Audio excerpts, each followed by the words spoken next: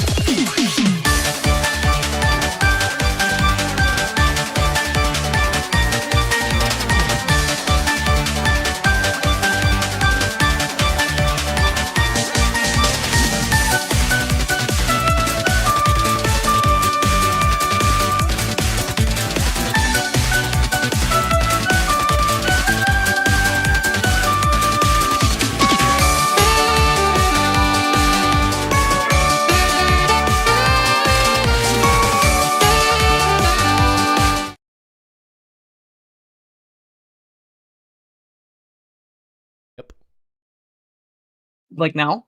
Mhm. Hey, why did the chicken cross the road? Why? I Why really did... wish you wouldn't ask me all these questions. Wait, that's the old... That's the old ending screen. I need to update that. The Christmas Studios. Just after you made that joke, I quickly switched it over to the ending screen. And fucking Gilly appears. The end. And I was just like, wow, we need a new one of those for the festive setup. But The Gilly jump scare. yeah, the Gilly jump scare. He's with us. He's among us. Um okay. Well, thank you for that. You're welcome. Who's introducing, me Hope or that was you? good. What do you think? I think you're up. I did it last time. Alrighty then. Welcome everybody to Sunset City, the Sonic podcast for the classic and modern age. With me, no, I'm Pup first, and with me today is your favorite little baby man, Dylan. Hi, it's me, Dylan. I'm here. Hi. And that's the lot for today. Trey is currently with his family. Frank is buried in work, so we will be here to take you through the discussion of the Sonic the Hedgehog trailer and all of the foibles that come Big with that. stuff there. But before we do, we've got a little bit of housekeeping. Super chats are read at the end of the episode. We encourage that you give generously. Absolutely. We have a Patreon as well, where you can further give us money, which is awesome. So keep those options in mind, you know, different ways to fund us. And the fish tank. Yeah, we got the fish tank. Sorry, super scatterbrain right now. I got up hella late today, but we got 2 people in the tank. I finally changed it so it no longer says we're playing Fortnite. I think that is the way to go. So yeah, let me know if I've done that right.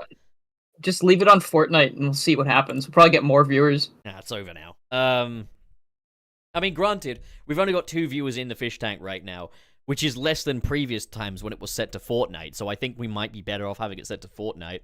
Either way, though, we are here. We are doing a new episode, and we've got quite a little bit to discuss this week, haven't we, my friend? Oh, yeah. Yeah, no, we have some interesting stuff, interesting details. But first of all, how are you? Oh, I'm doing great.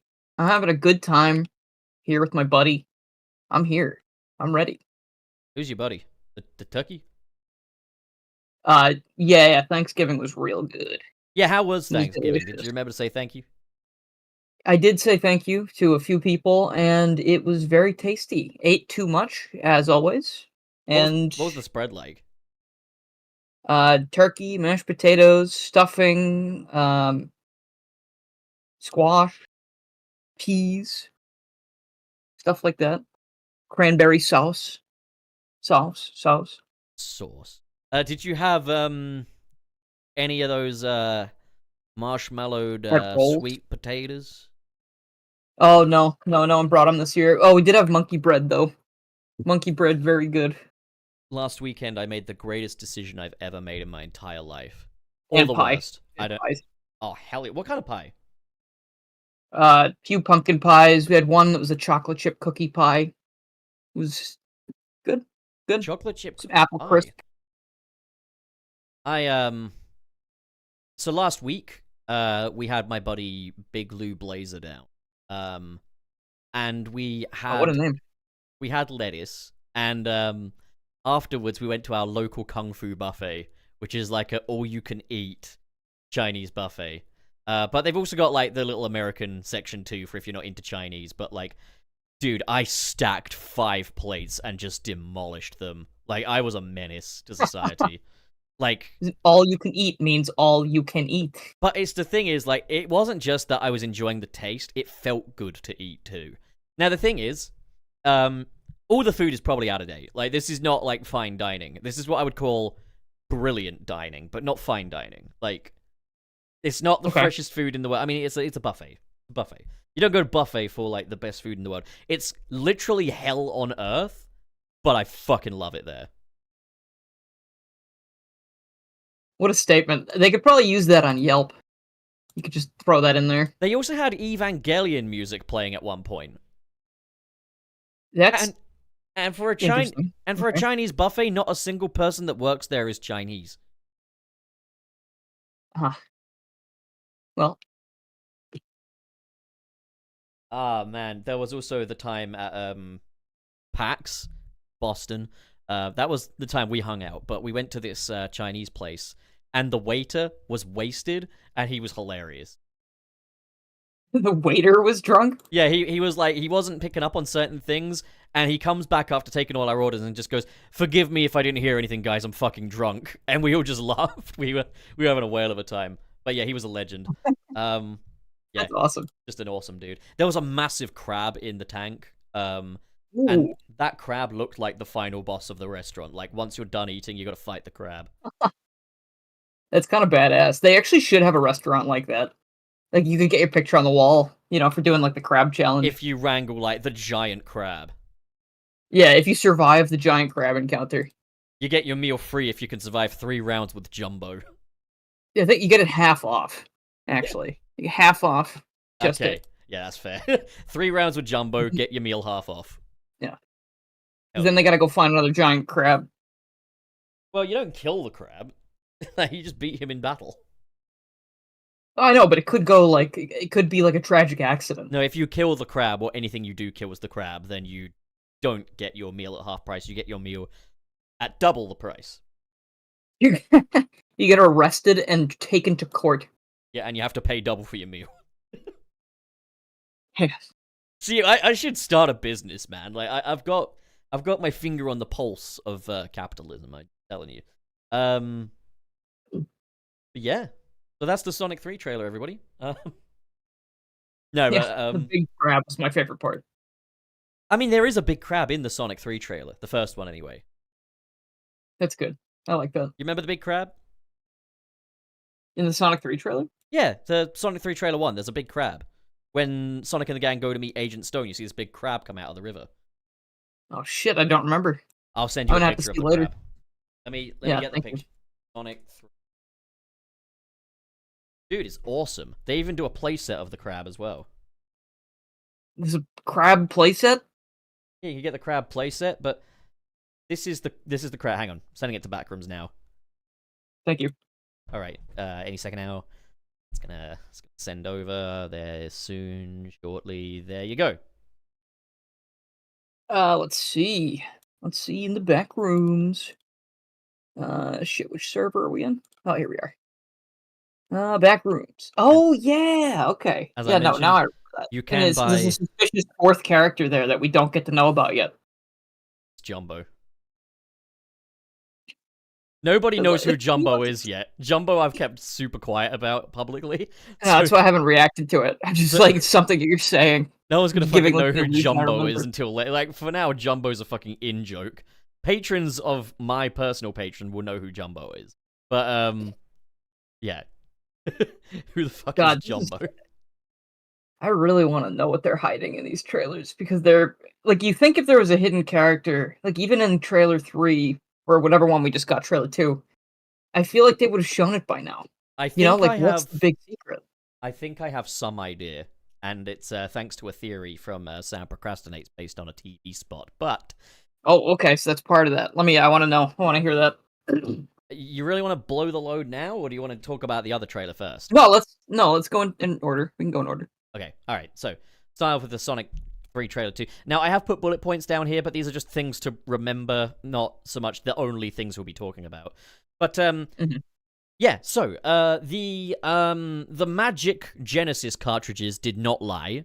The Sonic 3 trailer dropped when they said it would. And it's a brand new one. And yeah, what did you think of the trailer, Dilnor64? I had a really good time watching it. I'm not the kind of person that really does like reaction type things, so I know a few people asked me like, "Hey, why didn't you upload a video about it or talk about it?" Mostly because I found it cool. It makes me want to see the movie. That's what a trailer's supposed to do. But I mean, it just looks good. Like you know what's funny though? Also, everyone was freaking about Shadow having the gun. I didn't even notice that he The had the first gun time in I his hand watched it, because I didn't notice either. I didn't notice it. Like I was completely blind to it for some reason. There was so much And, going on to process, so much I was I think keeping I just track woke of. up too. Yeah. So I think I just woke up and I watched it. So I just completely missed the gun. And every time I saw him holding the gun on Twitter or Blue Sky, I thought it was an edit. Well, so what So I happened with kind of me watched it again. was I watched the trailer, then I saw that Dom was awake, went rushing into the living room, and was like, "Hey, let's watch this trailer." And only when I watched it with him did I clock, "Oh my god, he's got the gun." We'll get to kind of that, I guess. First, I kind of wanted to ask, do you think they're giving away a little too much?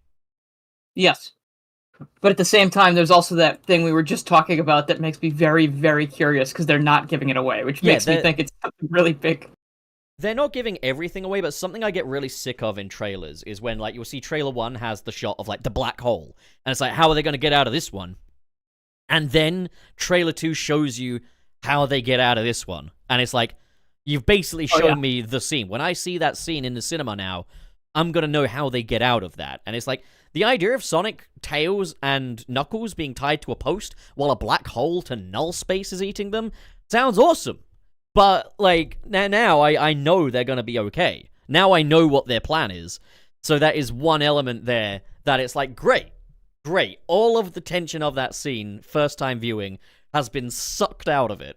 Maybe that was a meta joke about the black hole. I don't know. But, like, yeah, that did piss me off a little, I'm not going to lie. I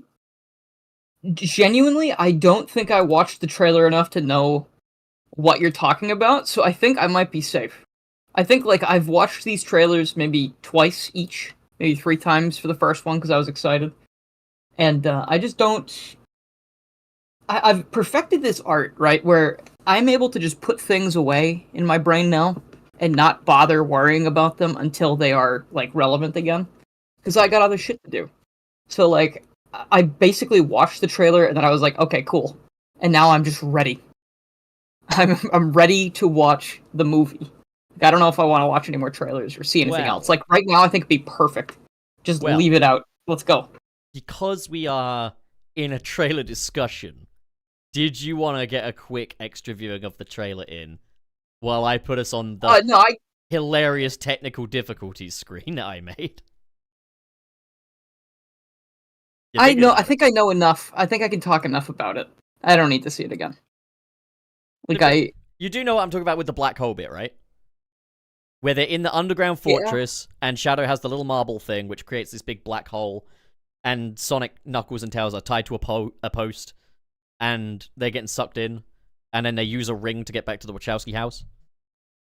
Oh, yes. No, I do remember that. Yeah, because then he goes, Tom, Maddie, we need your help. And it's like, what are they going to do against, like, a guy with a black hole cannon? Or whatever that was. That was one part that did actually make me genuinely chuckle a little bit, though, was the way Sonic delivers the line the exact same after asking Knuckles to budge over a little bit, and you've got that slight smash zoom on the camera as well. I really like that little zoom there. That kind of aided the comedy quite well. But, like, yeah, that was a fairly fun little bit. But, yeah, I do think something that... And I know that the Sonic 3 trailer is not the first thing to do this, but action movie blockbuster trailers where they show you a life or death situation and the same trailer shows them getting out of that situation. I don't like that. I know Sonic ain't the first thing to do that, but I really don't like that. So, wish they wouldn't do that. But then... Do you think it was actually going to be called Null Space? Do you think that was actually, like... Nah, but I mean, like, I don't even know if it's a deliberate reference, but just the way Shadow drops that little marble thing is very similar to how, like, Infinite drops the Null Space Bomb in Sonic Forces. Okay. So it's kind of one of those things where I can, like, headcanon it's a reference to Sonic Forces, but in actuality, maybe it is, maybe it isn't. So, like... Yeah, fair enough. Oh, there's one other thing I wanted to actually...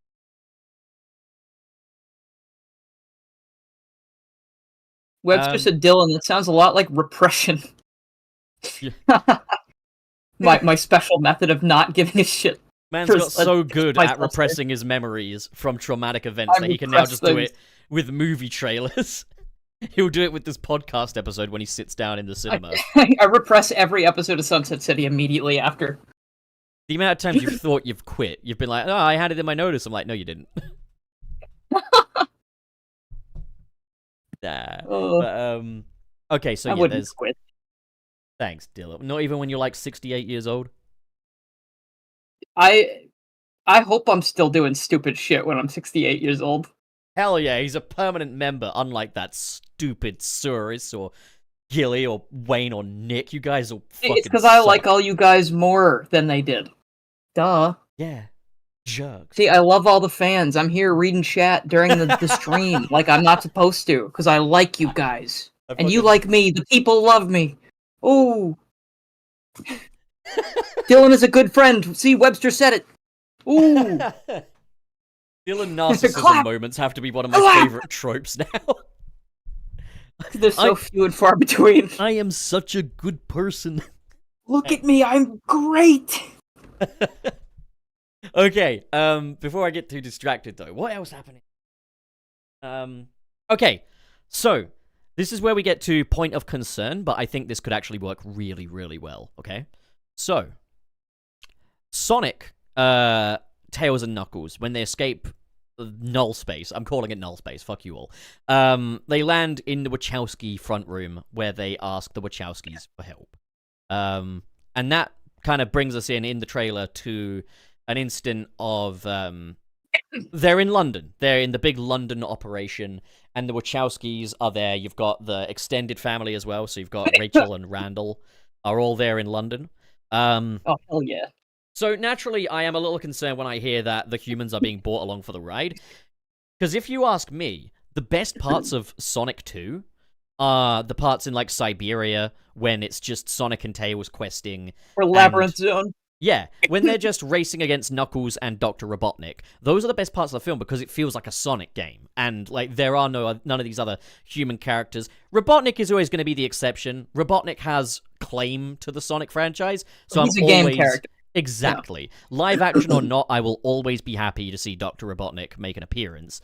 But when it comes to the others, it's like, I need them to be handled well. And I think that's the thing, is so far, it's been quite bumpy in how those humans have been kind of handled in these movies. Like, movie 1 is a solid enough movie. I mean, what do you think of movie 1 looking back? Like, I don't think we've ever asked you that. In retrospect, after seeing movie 2, I don't like 1 as much. I don't want to revisit it as often, because it's just like, I think I've said it before, and a lot of other people have. Sonic 1 feels like a movie with Sonic in it.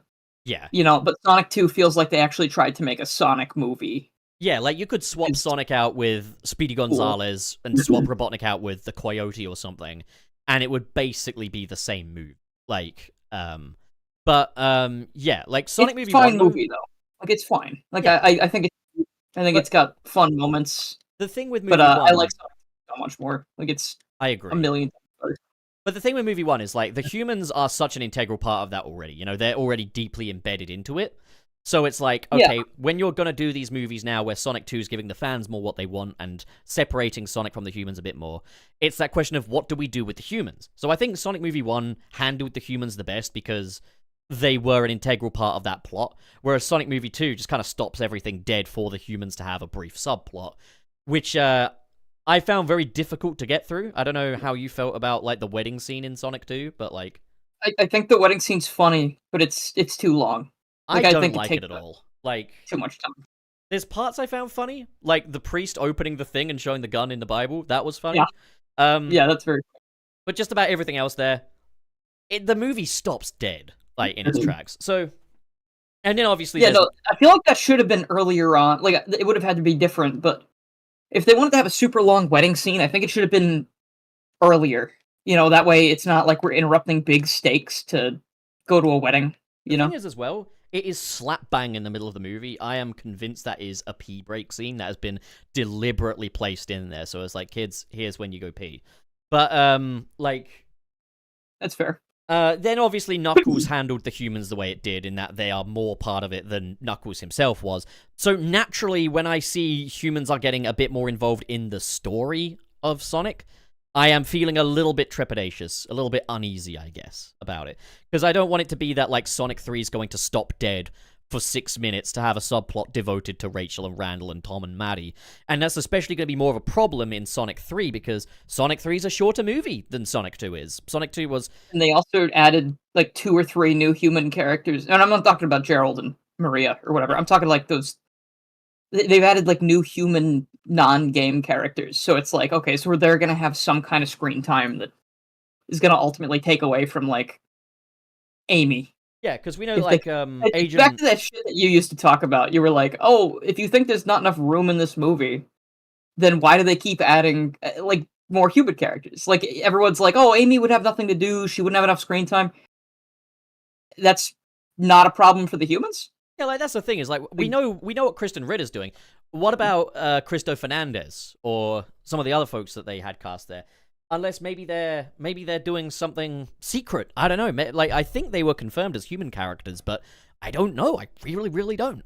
Maybe it could be a bait and switch. Maybe they are animated characters. Hey, what was the cast? I just want to kind of go through some of the humans that were announced. So there was Kristen Ritter, Sophia Pernes. Who is Sophia Pernes playing? That was a big news article. Sophia Pernes, Cristo Fernandez are gonna be in this movie. Who are they playing? Jorma Taccone is in this movie. You know? Like who are they gonna be? They're not gonna be main cast because like we've got the character posters, and the idea that maybe Rachel and Randall could be main cast for this movie does worry me a little. However, I do think I've sussed out what this is going to be. I think in the scene where we've seen that the Space Colony Ark is in London, it raises over London Bridge, and we've also seen that that Rachel and Randall are in the London scene. So I think that's going to be at the start of the third act of the film when the Ark is raising into the sky, and Sonic and the gang are racing to the Ark, and I think it's basically going to be that the human characters help them get past Gun or something like that, which I think would actually be a very good use for them. Is that they're just in there to keep the authorities off of Sonic and the gang to let them do their thing. That would be a good use for them. As long as they're not getting a whole ass fucking scene devoted to them where the Sonic characters are not on screen at all, then we're good. Like, then we're fine. And if there's any movie, any story from the games that actually allow us to have human characters in it, Sonic Adventure 2 is the one, you know? Yeah. Also, Raina Amatori, I hope I'm pronouncing that right, really sorry, says, maybe those people are those people are voice actors, so we'll get Silver or Metal Sonic or possibly Amy. Maybe, I've heard some people mention maybe Sophia Pernes could be Amy. Don't know. Mm-hmm. Literally don't know. I think if Amy is in this movie, after credits at best, I think at this point. But I think I have a hunch who, if there is a secret character, I think I actually do have a genuine hunch who it is. But again, we'll get to that. Yeah. How are we kind of feeling about like the bit where they kind of get the humans involved? Like, I feel like it's kind of. I already made a joke about it, but it's kind of silly that they see how powerful Shadow is, and they go, "We need your help," to people that are absolutely not going to be able to defeat Shadow. Yeah, I mean, like, you know what I mean? Like, isn't this reckless to get your family involved in this, and they could potentially die because they don't have superpowers? Well, another thing I was thinking is, like, there's obviously people that keep quite a lot of track of Sonic's character throughout the ages. People that that are very kind of into Sonic being this very self-assured character that he is in, like, the Japanese canon and stuff like that. And I've kind of said I'm okay with the movies and even, like, Sonic Prime and stuff changing things up a little bit, so long as they're not outright defeating the entire point of Sonic. And I don't think they've done that. I think we've had moments where they've kind of flirted with it a little bit. I don't like how much of a homebody movie Sonic is. Because Sonic, his whole thing is, he's always on the run, never stays in one place too long. And I think that's a great character trait, and I think that has been quite present from writer to writer. Like, whether it's Pontac and Graff or Ian Flynn or the folks who wrote, like, Sonic Unleashed or whatever. Like, Sonic's kind of drifter nature has always been a part of him. So, yeah, I think the Sonic movies making him such a homebody has been a problem, but it's also been the kind of thing that can change and evolve. I've also had kind of some issue with, Sonic letting Maddie ground him and letting her ground Knuckles in the Knuckles series, I think is a little antithetical to Sonic's character. And I think we're flirting with that again here, in that in Sonic 3, Sonic is going to ask for help twice. Once from Robotnik and once from the Wachowskis. And it's like, Sonic is, again, from writer to writer, he's always been very self-assured. He rarely actually asks for help. He just gets it because people love him, So, it's going to be very interesting. I think maybe they can get around that. I mean, again, movie Sonic is different to game Sonic, and I can accept that quite easily, but like, I sometimes think they can get a little antithetical at points, and I think the idea of Sonic asking for help at the drop of a coin is kind of not very Sonic, if you get me. Yeah. No, I see what you're saying. I don't know. I see them as extremely different at this point. I know you said you do too, so I don't really care. Like, I don't really care how they're handling it, because this is a different character to me. He's a character that... For me, though, because, like, you've got different takes, but it's like, imagine, like, say they did, like, a Batman movie where Batman's parents don't fucking die, and he's not a detective at all. He's actually a guy that wins a Hot Pocket eating championship or something. And he's called Batman. He's not bad. I feel like this is kind of like the difference between Batman and Absolute Batman, I would say. I need to read Absolute Batman. I love the fact that his chest thingy is a fucking axe. That is awesome. But I need to check it out. I know some people would actually lobby the argument against me in the case of, like, Zack Snyder. I don't mean in like a... Yeah, I guess, because I don't mean in like a personality standpoint. Like, Batman, Absolute Batman are definitely not a match for these two Sonics. But I mean, like, it's a new character in a new... it's the same character in a new continuity, and they do just rewrite everything about him. Like, a lot of stuff's different. It's... I don't know. Like, I feel like by this point, if you're into comics and movies and games and shit... You're like, used to having, like, different takes on these things. Just, yeah, the different takes, because, like, inevitably things are going to change. Like, your favorite game is going to change at some point to something else, because different people are going to make it. I'm okay with it as long as it doesn't miss the point. And to be honest, while Movie Sonic has flirted a little bit with missing the point, I don't think he's ever outright missed the point. Because another thing as well is, like, obviously, he's quite a homebody in these movies, loves Green Hills and stuff. But you see in movie 2, he's sneaking out and stuff for adventure. And that is very Sonic, you know? Like... Yeah, he's sneaking out to, like, be a vigilante. Yeah. I think it's just because they're trying to fuse in... I'll tell you why exactly this stuff is happening. It's because they're trying to fuse, like a... I don't know how to... not a hero's journey plot, but like a... Coming of age. Yeah, like, I guess not like, specifically that same thing, but like a coming of age story about, like, a kid who is learning things and growing into someone who is going to, like, do great things, let's say, but they're fusing it with a superpower animal plotline. So I think a lot of that stuff is left in there, like, oh, he's grounded, and he thinks it's fine. Like, all this shit is happening basically because it's absurd that you would ground Sonic the Hedgehog or Knuckles the Echidna. Like, I think it's meant to be there sort of like a, isn't this funny? Like, we're grounding the superpowered aliens. Yeah. And it's like, and I think that's purely what it's for. Like, I don't think it has anything, like, huge on Sonic, aside from the fact that, you know, he is a homebody, but that's because he lived without a home for so long, I think. So, like, in this continuity... Yeah, it's one of those things... It falls into place for me. Like, it's a Hollywood decision. You know, like, we're gonna put these characters in through these tropes because that's what these kind of movies do. If you took, like that moment from Knuckles, though, and you put my Sonic in it, and, like, Maddie's like, you're grounded, Sonic would just be like, well, guess we're off then, and then they all go off on their own adventure. That's kind of... Because Sonic is defiant, you know, like, he doesn't respond well to authority. Yeah, in the films, he's best buddies with cops. That's his mom, though. He has to listen. I think that's a thing, though, is also, like, this is what happens when you're building off of the foundation of Sonic 1. And I'm actually working on a retrospective on all of the Sonic movie installments right now, and they are different to my initial assessments. Even, like, the Knuckles one, I'm a little kinder towards Knuckles than I was initially in the retrospective of it, but, like, with Sonic 1, I kind of noted that, like, it's a difficult foundation to build an ongoing Sonic franchise off of because it is inherently in a human Earth world, and it is in a world where the characters have to kind of justify their existence within this world, and you've got other things like that. But another thing Sonic 1 did was obviously changing Sonic was kind of necessary for that movie. Like, they needed to make him someone that is on some level relatable to the kids. Because, like, you look at Sonic X, Sonic comes and goes. But I would say Sonic X, of all of the Sonic TV show movie adaptations, has the most biblically accurate portrayal of Sonic in it, in my opinion. Like, that's who Sonic is. If you ask me, you know, what's the Bible on who Sonic is as a character? Sonic X. But in Sonic X, Sonic isn't always on screen all the time because it's Chris and Tails and Amy and Cream that get the arcs, while Sonic is generally more of a guiding force. He's more just this spectacle that exists in their world.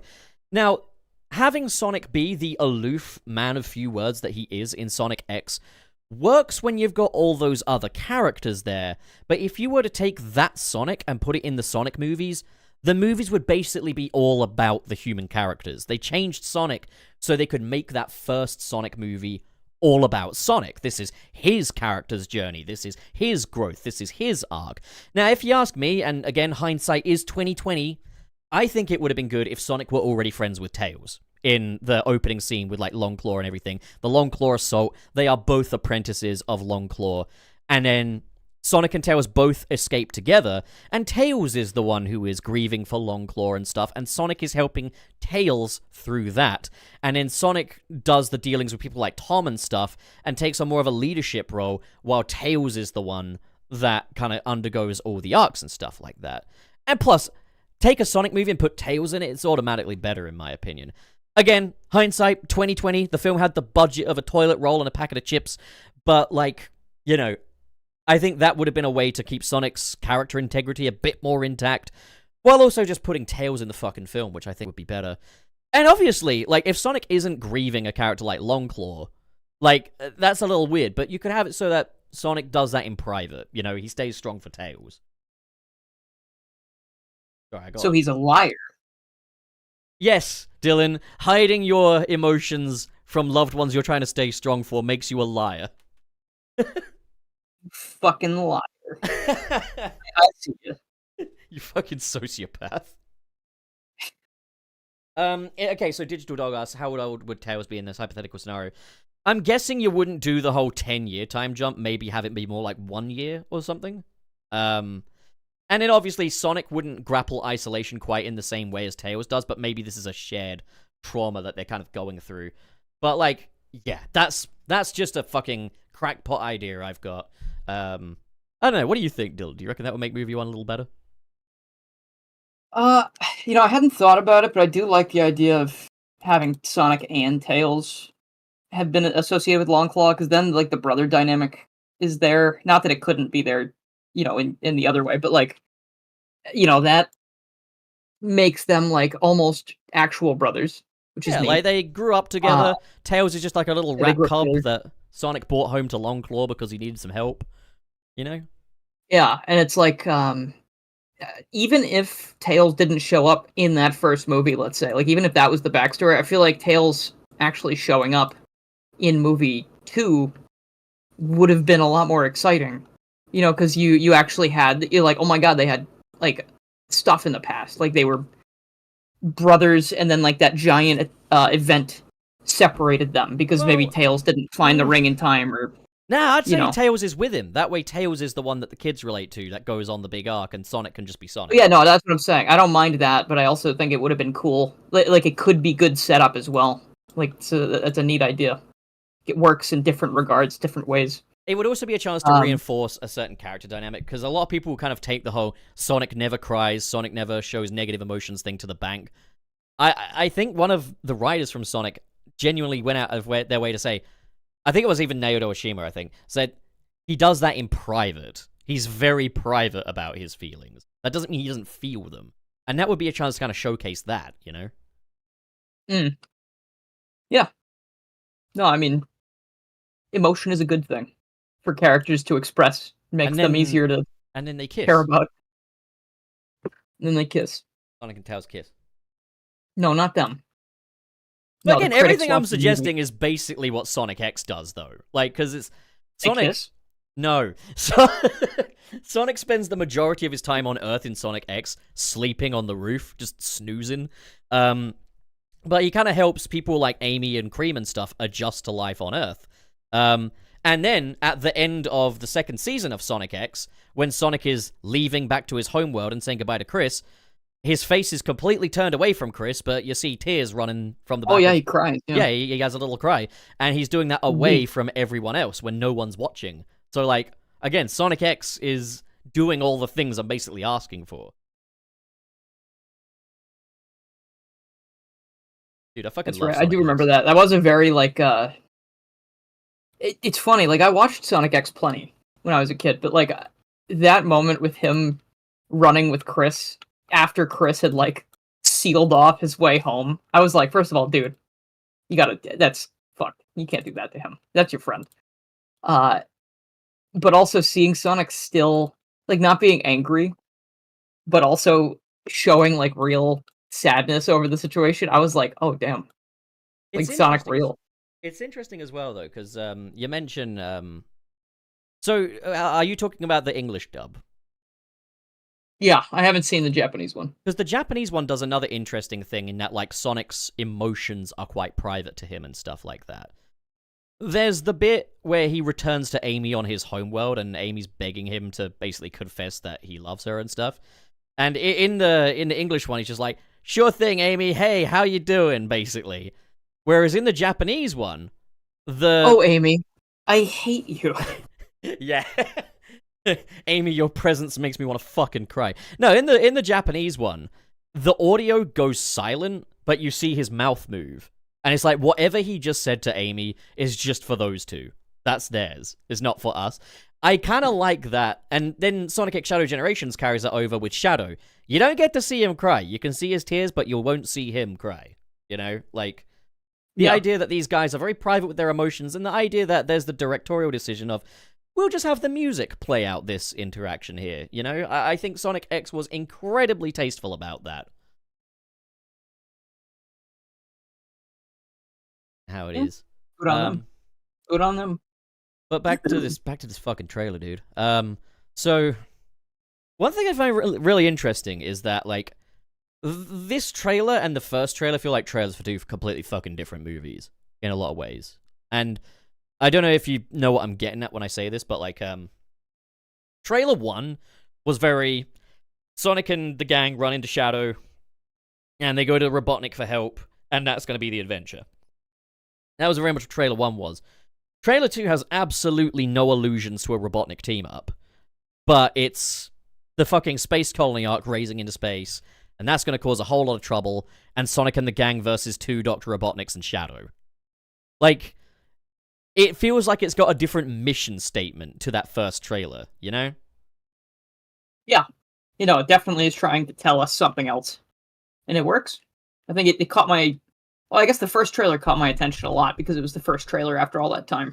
It does, but it also does give away, though, that Robotnik isn't going to stay good. And I know, we all know that, but, like, the fact that it completely just bypasses that entirely without any kind of questioning, it is a bit weird how differently intentioned these trailers are. Like, I'm used to trailers having different points of focus, but these felt like two different movies, you know? Yeah. I mean, I don't really have the same feeling about that. Like, it still felt like the same thing. It's just, you know, felt like someone else directed the trailer or something. Like someone had different priorities. It just makes me wonder, how long is the Sonic and Eggman team up going to be? You know, like, how long are they going to get along for, and when does it happen? Because when the first trailer dropped, I was under the impression that it's like the team up with Robotnik will happen at the end of the first half or something, that you won't see Robotnik throughout the first half of the film. But, like, now here, it's like, gosh, what's happening here? Like, I thought Eggman would only turn on Sonic at the very end or something, but, like, there's a lot to do here. Like, you've got the Space Colony Ark. I reckon what's probably going to happen is that, like, they'll team up, they'll go to that underground lab, he meets Gerald, and immediately he's no longer teamed up with Sonic. Yeah, no, I think he immediately is going to give up on Sonic when he finds Gerald, if that is indeed the case of events. That's my order of events. expectation. And then, like, then Sonic asks the Wachowskis for help after Robotnik turns on them. And then, like, before the third act, when the Space Colony Ark rises into the sky, you've got the scene in London with the gang all infiltrating the gun base and stuff like that. And that could work. I reckon that could be cool. Yeah. Yeah, I don't see why not. And then, yeah, of course, the Ark looks to be causing a lot of fucking problems. Like, we got a better look at it and just, like, its transformation and stuff like that. And we can see that to get it up in the sky, Shadow has to run around the entirety of the Ark to power it. Kind of like hamster wheel energy, which I'm guessing Robotnik's going to make a joke about. That's kind of cool. I think that's cool, too. Like, how are you feeling about the Ark? I'm fine. I'm fine with it so far. Like, I like that it's hidden on Earth. That's kind of an interesting idea. Like, especially the fact that Gerald most likely survives the raid and is the one to hide it, I would imagine, because they probably find him in the Ark before it takes off. My guess is that it won't have been in space before. This is the first time it goes to space. You think? I feel like the raid happens, they put it back on Earth, they hide it. But you can see... like, why else they hide Gerald? You can see vehicles in the raid, though. Ah. Yeah, I don't think they're using it's not trucks gonna be called Space Colony. Most likely, then. I don't think it's a Space Colony Ark. I think it's probably just a Space Ark or an Ark. Maybe they'll just call it the Death Egg or something. But, like, from what I understand or what I can gather, a lot of people... I think what's happening is that it never made it to space. And that Maria died on Earth. I think that does take away from some of the isolation of her story, but I don't know. Like, we're yet to see how things play out, and, you know, they could put something else in its place. But there is a shot of her and Shadow on Earth sitting in the field of balloon flowers, but that's exactly what Dark Beginnings did. Like, that shot is almost exactly one of the ones from Dark Beginnings, which leads me to wonder just how closely together are Sega and Paramount working on these things. And will that be just a hypothetical scenario like it is in Dark Beginnings, or will that be a moment that they actually genuinely shared on Earth? Yeah, we'll see. Yeah. It's either or, could be. But, okay, so then... The Ark's design itself, I do like the way it looks. I think it looks very cool, but it's not as cool as the one from the games. I like the red on it. I feel like that makes it pop a little bit. Red is my favorite color. And it does have the face. It's a bit more subtle, but it's there on, like, one of the corners of the little top mushroom part. You can see there's the face there. And I think that's going to, like, maybe light up later in the movie so you can actually see the Robotnik face more clearly. But, if anything, resembles more Robotnik's little spacecraft that he travels around in the Meta X saga of Sonic X. In that it's got that weird claw look to it. Kind of looks like a jellyfish kind of thing. And, again, looks like a really fucking cool space station. But the reason why I prefer the classic Ark is because this looks like it could exist in Star Wars or Star Trek or Independence Day or any space movie. This would be a cool design in any space movie. Whereas the Ark in the games, that can only come from one franchise. That can only be Sonic, because it already just looks like Dr. Robotnik from all angles, you know? Yeah. Yep. Just kind of an instance of the movies kind of taking something and making it a little more on the generic side, but still, I am ecstatic to even just see the Space Colony Ark in live action, see Shadow running around it. We've got the Robotniks in their new outfits. You know, Jim Carrey wearing his bucket. I'm trying to distinguish the two Robotniks, and I'm like, oh yeah, Jim Carrey. It's like, no, they're both Jim Carrey, fucking idiot. Ivo in the red jacket, and Gerald in the white. I think that looks cool as hell in the trailer. Like, oh yeah, no, I love Gerald's, like, I guess you could call it, like, Eggman coat, yeah, or whatever. Like, it looks so good. Like, I love the white variation of that. It's cool they have matching coats. It's cool matching to coats. See him in something that isn't just a long lab coat, you know? Yeah. And I think if he is going to be more evil, yeah. I think if he is going to be such a major villain, then, like, yeah. I've heard theories that it's Shadow that also breaks Gerald out as well. We can see that he's in prison and that he's drawn up schematics for the Ark on the wall of his cell. And I think it might be Shadow that breaks him out, because there is a line from Shadow where he says, "Time to get our revenge," in the trailer. There's a lot of people speculating that it might be that Gerald and Shadow betray Ivo in this film. That Ivo is the victim of the great portrayal. In that Ivo mentions in the trailer, with this power we can rule the world, we can rule humanity. Shadow then says, when we are done, there will be nothing left to rule. So clearly Shadow and Ivo have two separate kind of goals here. But notice how Shadow also says, when we're done. You know? So he could be referring to him and Gerald, maybe? Yeah, it could be. That's what I was thinking. Like, I think it ultimately, like you said, Robotnik switches sides pretty quickly. Like, as soon as he finds Gerald, we assume. I think it might be a case of, like, double.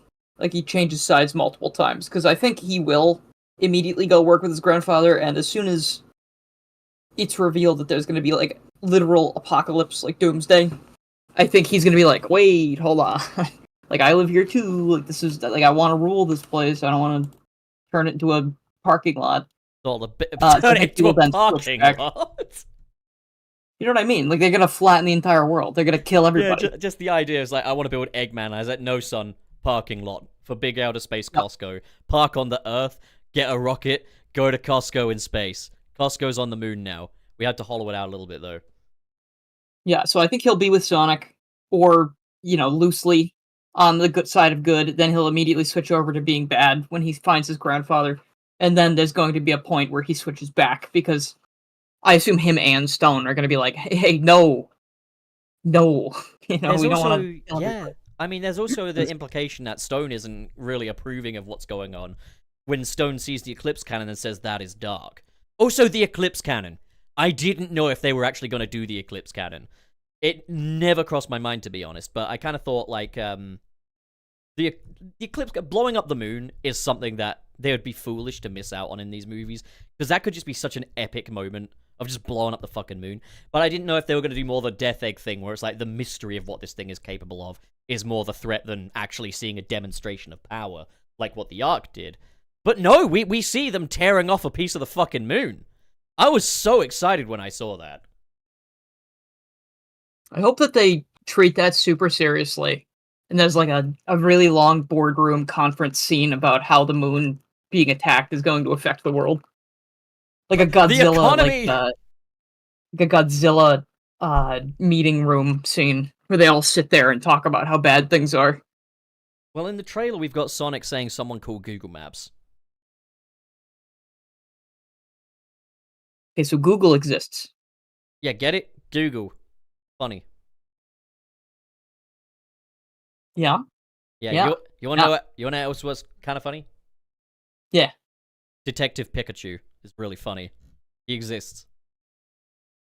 In the movie universe? Yeah, no, there's the bit where the child runs up to Tails in the Chow Garden and says, "You look just like Detective Pikachu." And then Knuckles is like, "You're right, he does look like a Pokemon," and then starts going, "Pika, Pika, Pika." Oh, he goes, "Pika, Pika." Yeah, and I was like, you get it? Because Pikachu. Yeah. Dude, it's a direct confirmation that we're getting a Super Smash Brothers movie, because otherwise, why would they do that? I gotta tell you, I'd be 10 times less excited for a Super Smash Brothers movie than I would be for a Sonic movie. That's just incorrect. Really? It's just so bad. Yeah, it's you so really wrong. want to see the, like, I don't know, like, what story could you really get from Super Smash Brothers as a movie? Like, have you ever played Super Smash Brothers Brawl? Yeah, I played Ultimate. And look, the story in Ultimate ain't bad, but it's like that as a movie though. Like, well, I know, okay, but the story in Super Smash Brothers Brawl is very cool and very good. Here's the thing: is I love Sonic, and it's like I'm more excited for a movie that is about Sonic than I am for a movie that's about fucking everything and Sonic's just. Like, if it was okay, my perfect Super Smash Brothers movie would not have that many characters, because you can't just, like, throw a million characters in. Well, then it's not Super Smash Brothers anymore, is it? Yes, it is. There were 12 characters in the original game, so that's... Yeah, but that's the original. We don't even need that. Like, the expectation is all in, like, everyone. I know, but I'd say if we wanted to make a Super Smash Brothers movie, we'd start it out with... I guess we already have Mario. The thing is, if they do a Super Smash Brothers movie, though, it's not going to be like the Mario movie where they focus on Bowser. It's not going to be like Sonic 3 where they focus on Shadow. It's just going to be these characters who have now in fucking common going up against some mysterious threat, Like, there's nothing to really get excited about. Well, like, I mean, that's what Brawl was about. It was great. Yeah, but Brawl, you don't really play it for the story, though, do you? Like, Well, no, you don't. But it was a very nice thing to be there, and it was very cool. I would And it was also say completely silent. It was a completely silent, and I mean not silent music and sound effects wise, but there was no dialogue yeah. spoken in the entire game, and it still know what's going on. It's great. I would just say I do not see the appeal in a Super Smash Brothers movie or Sonic crossover movie for that matter. Like I think the best you could probably do is Mario and Sonic at the Olympic Games because that way you're at least kind of focused up and like having it I'm take not place watching at an the Olympic Games movie. No, but it wouldn't be the Olympic Games, would it? Like, it would be the Olympic Games, but then, like, Dr. Robotnik and Bowser come in, and they've got an evil scheme, and they're running around Olympic Tokyo. Games DS. That's what you want. Alright, The so Olympic Winter Games DS story mode. so let's just agree that the crossover ideas are all bad. Yeah, but listen, what if I wrote it, and it was really good? Well, what if I wrote the Olympic one? Well, I mean, I guess you could do that. Okay, here's my monkey's paw scenario. You wish for a Mario and Sonic movie, they give us an Olympic Games movie. I mean, look, Who would accept this? I would take... In terms of... Okay, so in terms of the next game, I would rather have Mario and Sonic on a proper adventure. But in a movie, fuck it, put them in the Olympic Games. It'd be a funny, like, spin-off. Just don't They have a could lot do. of sports in it. Have the priority It's ultimately stupid. be what Bowser and Bertram are getting up to, and Sonic and Mario having to stop them, and the Olympic Games is just kind of a backdrop for that. You know what I'm saying? You see what I'm getting at? Yeah, I see what you're saying. Yeah. All right, I need to run for just a minute. I'll be right back. Alright, well, since I'm by myself, I'm putting it on the technical difficulty screen.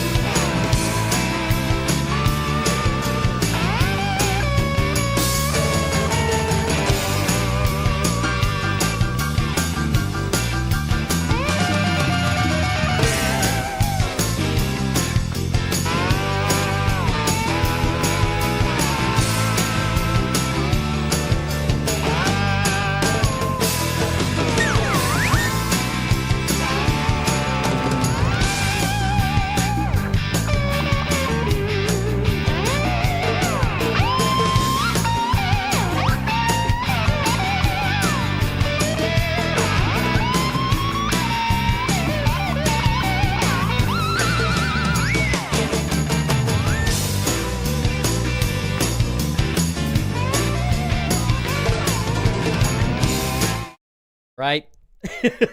We good? All right, here we are. I put it on Sorry. the standby stream because I can't stream by myself. That's quitter talk. No, it's You not. know, if I was here, I would have kept going. I I'm would have not- kept talking the I whole am time. not allowed to stream by myself. You're not allowed? Oh, okay. I was contacted by YouTube. Must not that. Well, anyway, You're not allowed. where are we at? Yeah, the reason it's too shit. While you were gone, because I didn't know how long you'd be gone, I did ask Tom if he wants to join. So that little shithead might be joining us. Okay. Um, You know, I was just going to the bathroom. I'm back. I'm all set. how it is. Where were we? Oh, yeah. So, near the end of the trailer, there's a big volcanic place, a big volcanic fight. What do you reckon that's all about? I think there's going to be a bunch of set piece fights because I think that worked out well for them last movie. So we're just going to have like a lot of encounters, and it's going to be less of, hey, I'm here and you're there and I'm chasing you. Like I think it's going to be like at every turn there is going to be some kind of encounter because of the stakes being so high. I guess. I mean, we've also You think got they're looking for the Chaos Emeralds? You think maybe they're looking for the Chaos Emerald? yes, because you can see in the reflection of Sonic's eye, there are some Chaos Emeralds in the reflection of his eye. And then there's another shot where the volcano is erupting and you see this yellow streak go away from it. It's blink and you'll miss it. But it looks like we're getting a Sonic versus Shadow super fight on that volcanic area. Which, as a fan, I'm gonna call it Chaos Island. But it could there's the possibility that it could be another world, that maybe Dr. Robotnik is taking on other worlds with the Eclipse Cannon, and that what we're seeing is the craterous ruin of one of the worlds that the Eclipse Cannon has now devastated. I think it would be the most awesome thing ever if we saw that Dr. Robotnik is like, I'm going to make this personal and take this to Sonic's homeworld and start demolishing it using the Eclipse Cannon. And then, That'd be so fun. like that, if I wrote this movie, Final Battle would kind of be, well, in the build-up to the final battle anyway, the Ark warps over to... The Ark uses Shadow's Chaos Control to warp over to Planet Mobius, or wherever the fuck Sonic is from, and then they shoot it. Then they, bloody shoot at the fucking planet. And we've seen here that the Eclipse Cannon doesn't just immediate impact onto the moon. It kind of, like, drills a little chunk out of it and gradually does it. So you could have it so it's gradually destroying more and more of Green Hill Zone, turning it into craterous ruins, and Sonic and his friends are evacuating the place, getting all the different animal people in their safe havens on Earth, using the giant rings. You could have Amy in there, you could have lots of different Sonic characters coming to Earth through that means. That would be such a cool way of doing it. That's not what it is. I guarantee you that's not what it is, but I would love that if they did that. I just hope they do something cool. Like, I hope they don't... like... I don't want to, like, relate this to the bad times, but, like, you know how, like, back a while, there were just no good Sonic games for, like, 10 or 11 years, and it was just, like, just do something. Just do something cool. Do something fun. That's basically my hope always. I'm always just like, I hope they have these things at their disposal, and they make good use of them. So, like, I don't know, sometimes... when I see something, like, sometimes I don't know what I want until I see it. And so far, with how much of a step up movie 2 was for me, I think, like, I trust them with it, and I want to see what they want to do. Like, I've come up with so many things in my head about, like, what I want this movie to be like. I just want to see what their idea is. And, like, I want to see if it works or not. Or if it's, like... if they're really leaning into it. That's what I want to see. I want to see them lean in to the Sonic. Well, so just to quickly keep leaning. Respond to this comment here from Accelerate. Well, then we don't get the fully anime reboot you want. Are you implying that the other planets don't exist? That there's only 2 planets that they can go to? But yeah, no, like, at the end of the day, I'm ultimately there to see what they want to do. But last time I did that, I got fucking bowling with Wade. Like... Okay, fair enough. Yeah, no, I guess that's they did not go the direction I was hoping for. I'm not worried that they're not going to do the thing that I suggested. They're not going to do that. I've already accepted that, and that's okay. That's fine. As long as we get to see a really cool thing happen in this place, I don't really care. Talk. As long as we get cool shit, I don't care. As long as shit's cool. And the problem was, like, Knuckles' last couple episodes weren't cool. That's all I need. Yeah, I think what could also be possible is that what we're seeing is the craterous ruin of somewhere on Earth where the Eclipse Cannon has touched down. And how crazy would that be if, in this one, the Eclipse Cannon actually touches down on Earth? But obviously, because it's the kind of thing that just tears pieces off rather than immediately impacting to its very core, it's all okay.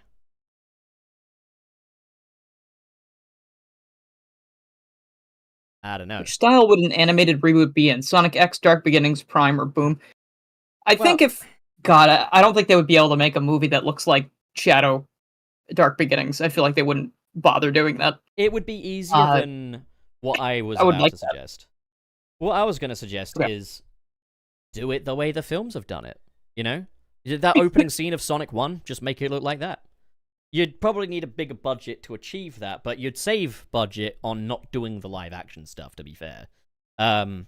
Like, you'd have something about the same fidelity of, say, Legend of the Guardians, the Owls of Ga'Hoole, or something along those lines. I don't know what that means. Well, it's a movie. Legends of the Guardian, the Owls of Ga'Hoole. The movie about owls. And it's quite photorealistic. Was directed by Zack Snyder. So he made it look very good. But what I'm basically saying is the opening scene of Sonic 1, make it basically just look like that. Except Sonic isn't a baby. And I think it'd be doable. However, it would probably be easier to do it Dark Beginnings style. Dark Beginnings style is actually perfectly feasible for them to do a movie in. You think? Yeah. You think it wouldn't be like too obnoxious? No, it would be way more feasible than, say, it'd be more feasible than what I suggested before, which was doing it kind of the photorealistic route. Because Dark Beginnings is still 3D animated. It's still 3D animated. It's just a matter of putting it on 2s and kind of, which is simple enough. That's literally just a dial switch, effectively. And then having toon shaders, which are actually probably easier to render out than doing the kind of textured look. Anyway, Dark Beginnings probably wasn't the world's biggest undertaking. It's just there's so much artistry on display there that, like, it doesn't matter, you know? It doesn't matter that ultimately the way they animated this was probably a little easier to pull off than some other animation styles. The fact is, there's beautiful artistry up on screen, beautiful set design, beautiful production design and stuff like that. And it's like, so yeah, to make a movie in the animation style of Dark Beginnings, perfectly doable. In fact, we could all do it from our own home because it was made in Blender, and Blender is free. Oh, I love Blender now. Blender's great. Blender. Well, Dark Beginnings was made in Blender. Ooh, nice. Okay. And I kind of know how to do the Dark Beginnings shading style anyway. I'm doing a similar, is not as good thing to what Dark Beginnings is doing in my own little Sonic short film that I'm making. That has a similar procedure to it, to how they made Dark Beginnings. It's just the people that made Dark Beginnings are 1,000 times more talented than I am, so they were able to kind of, you know, make... Come on, you're one person and they're a team. Yeah, a team of people who are talented more than I am, but, like, at the end of the day, like, that goes without saying. They've got some of the best working on that. They know how to find the best of the best. Like, look at the Powerhouse Animation group. Now, listen, that would be the dream. Imagine, like, a full Sonic feature film animated by Powerhouse Animation, but you would need, like, at least a 5-year production timetable. And that's not going to work for what Paramount want to do with these movies. Mm-hmm. Yeah, no, it's unfortunate. Yeah. I'll tell you what, do you want to... we've got Tom and Webster waiting in the waiting room. Do you want to just bring them in? Sure, yeah, get in here. All right. Yeah. All right, fuck it.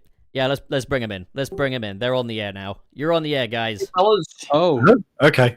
oh, okay. We'll leave that conversation for later then. Yeah, we were having a lovely chat about game design degree courses.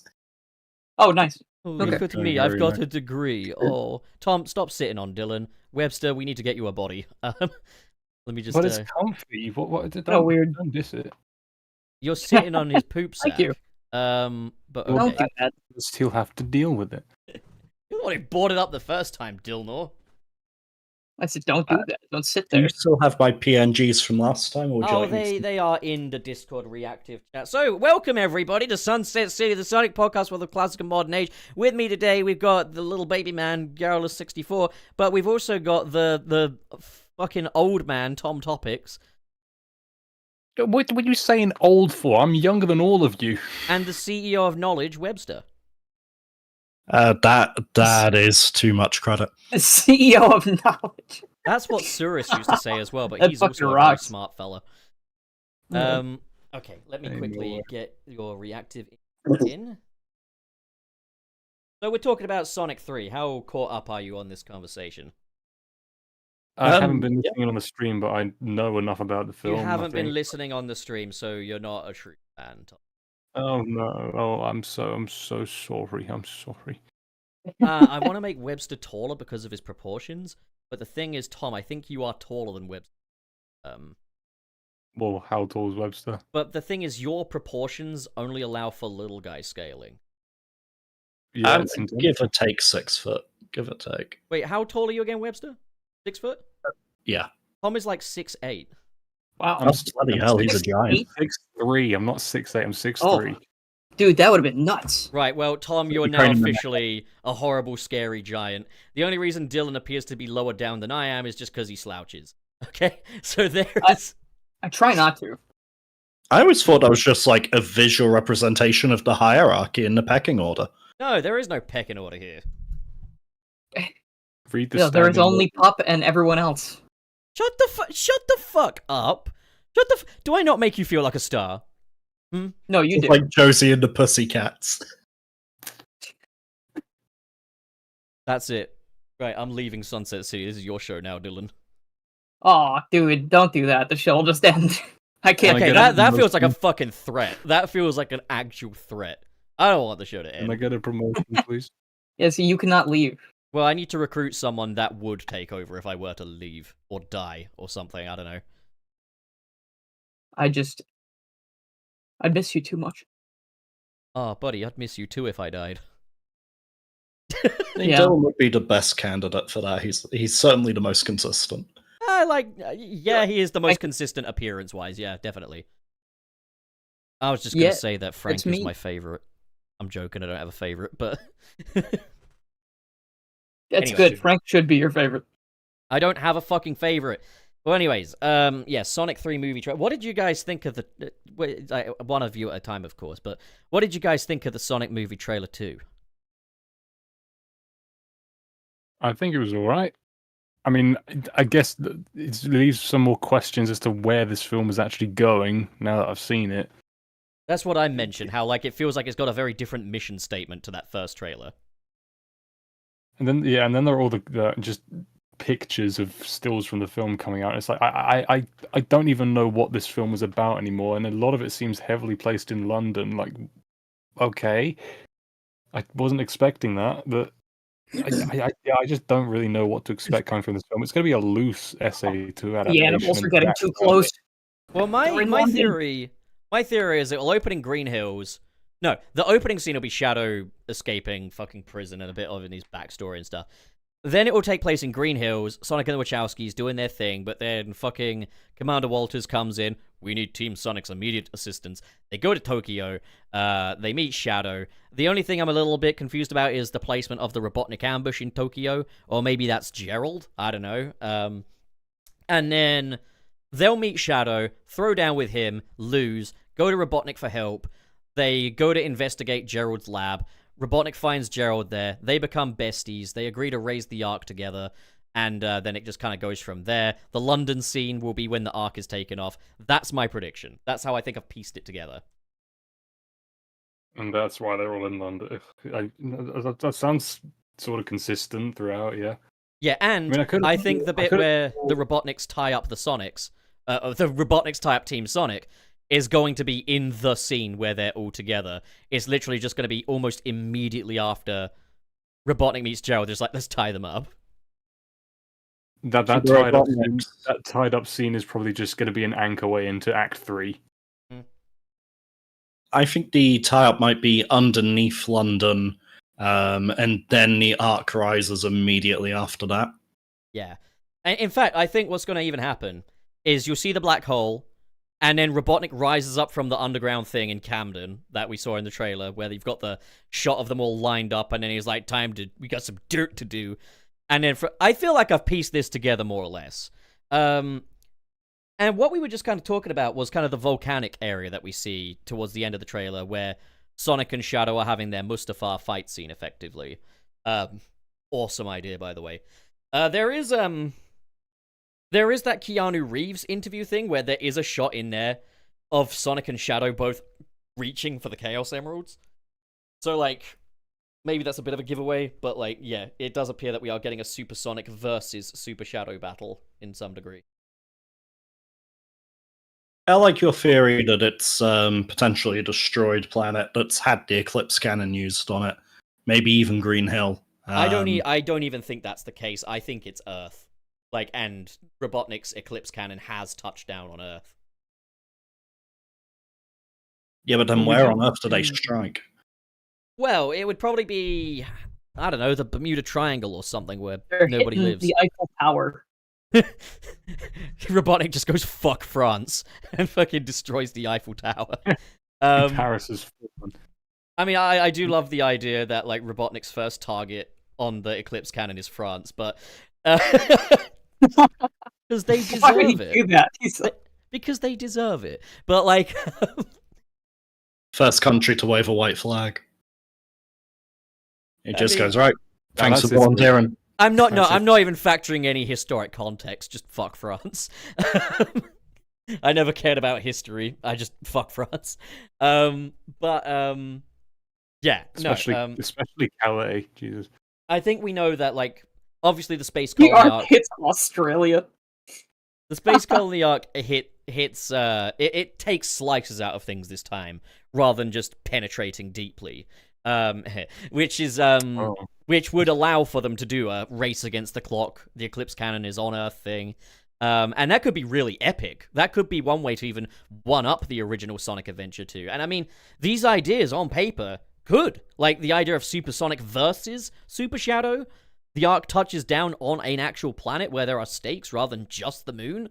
Like, I love BioLizard, but that sounds bigger. Like, that sounds genuinely bigger and like there's more of a threat there. So they could potentially one-up an already great Sonic story. And if they can do that, oh, I'll be very, very impressed. Very impressed. Oh, yes. Yes, indeed. CCC. I mean, the story does carry Sonic 2. Sonic Adventure 2, even. I mean, yeah, no, absolutely. Wait, no, I disagree. The gameplay does. No, it fucking doesn't. Webster, you're banned. You're leaving. You will say Sonic Adventure 2 is great right now, or you'll be out of this studio. Oh, but it's great, but it's not as good as Sonic Adventure 1. I think they are both two different sides of an excellent sandwich.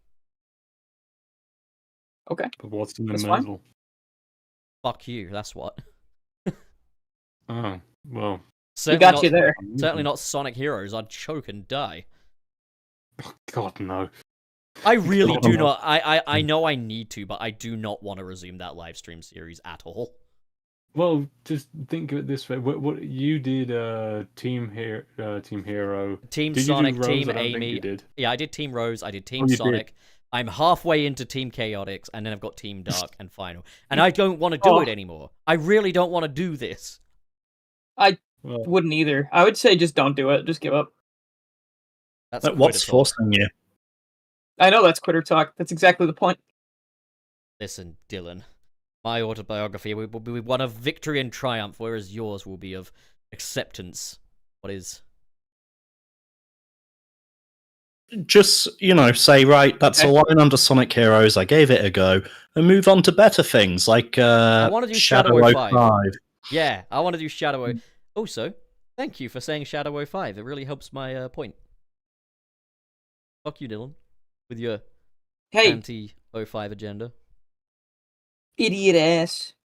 I mean, I think it's easier just to call it Shadow 5 because now you've got Shadow Gens as well. So Oh, look who's Well, finally no, out. see, I need to remain on my.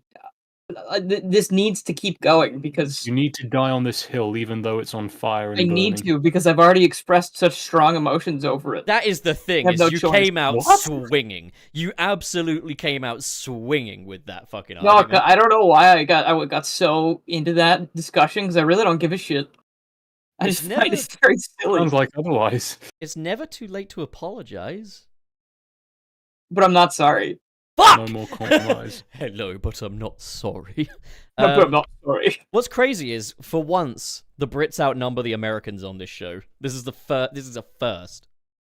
I don't think so. We've had an all British episode before. Yeah, that's not the Brits outnumbering the Americans. That's just no Americans, Tom. You fucking idiot. Fuck you. Although that does sound pretty good. It was a really bad episode. It's the worst one. It was No, just that embarrassed to be a part of it. It was awful. I had a structure and it just went out the window immediately. So, no, The Empire Strikes Back is not canon. That's the name of the episode. It's not canon. But Non-canon episode. there's Well, one more speaking thing. of structure, Yeah, go on. in terms of Sonic Movie 3, Trailer 2 showed me more than I'd have liked. I am definitely buying a ticket. I'm a little unsure of when, because it's coming out a week before Christmas, and that makes things awkward, but yeah. Yeah, I had a bit of a tricky fine. thing because this year I'm doing something a bit different because my sister couldn't take me in this year for Chrism. Just because own circumstances and stuff. Everything's fine. But Good. this year I'm traveling to Ireland with my flatmate Sam. And I'm going to see his neck of the woods for Christmas time and see how his family does things for Christmas, which I'm very excited about. But it was also like, okay, guys, so the flight is on the 20th of December at 8:55 p.m., so that gives us time to lock in. We can go see Sonic 3 beforehand. That was like me and my buddy Dom's plan. Like, Sam isn't like a massive Sonic fan or anything. He does. He's gradually liking Sonic more and more the more he sees of it. But like he's not like a diehard Sonic or anything. But then it was like, okay, so yeah, lock in, 20th morning, we go see Sonic 3, and then we're flying out to Ireland. And then I'm like, what's the release date for Sonic 3 in the UK, by the 21st? I was like, oh, you fucking God dick. damn it. You fucking dick. Oh, But it's okay, because Sam immediately just said, well, in that case, we touch down in Ireland. Next morning, we lock in, we go to my local cinema, and we see Sonic 3. I'm like, hell yeah, Sam. I appreciate the enthusiasm, my friend. have a cookie. So yeah, Which no, is weird, 'cause didn't we get Sonic 2 like a week early, and we had the American Sonic tubers flying over just so they could see I it? remember that, yeah. Dude, I would never cross. I would never cross the ocean to watch a movie. I'm just not doing it. What if it's my movie? Okay. it No, is if the you were movie debuting of a my movie, I would life. do that. It is the movie That's- of my life that you witness. Did you make the movie? No, it's more of a play, if anything, and it's all improv. Okay, then no. If you make a movie, I will fly to. I'm literally just saying, would Wherever you ever the come fuck. to visit, you prick? He's going to Make hire movies out a in the park. screen for Speed Ticket. No, I'm gonna put a screen in front of me, and you will just watch that. I'll watch you watch the film. I will always laughing at it. have a plane of glass in front of me at all times, so it feels like you are watching a movie. Okay. Yeah.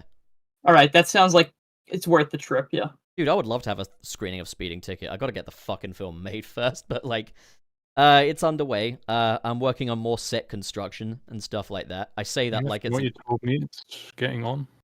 yeah, it's a lot of pre-production work right now, just getting assets ready. But once you know all that's done, everything will fall into place, and I definitely won't cancel it. No, I'm really not gonna cancel it. Don't worry. But like, these things usually get cancelled. Anyways, I'm not like other guys. So yeah, In the profile. I think that more or less kind of wraps up trailer 2, but we do have a few more bits written down here. So in the background, it's been spotted in, I think, a TV spot anyway. On one of the billboards in Tokyo is the purple-haired lady that appeared in Tails Tube. Oh, that Yeah. concept art everyone's always freaking out about. Yeah, well, concept art purple hair lady is visible in Sonic 3. This is the Sonic Unleashed chick, yeah? She's not in Sonic Unleashed. She was just put in there with the Sonic Unleashed humans. Oh yeah, she Tails doesn't Tube. appear in the game, but she's in the concept art from that. She's not even in the concept art for the game. No, I thought she was like a newer Yeah, drawing. she's a new addition. Ian Flynn Made her keeps... first debut in a Tails Tube, didn't she? Yeah, she made her debut in Tails Tube. Ian Flynn has put a few knowing smiles about her, suggesting that she could relate to a bigger mystery. And now she's visible on a billboard in Tokyo in the Sonic 3 movie, which is definitely very interesting. They're kind of bad wolfing us with this purple hair chick.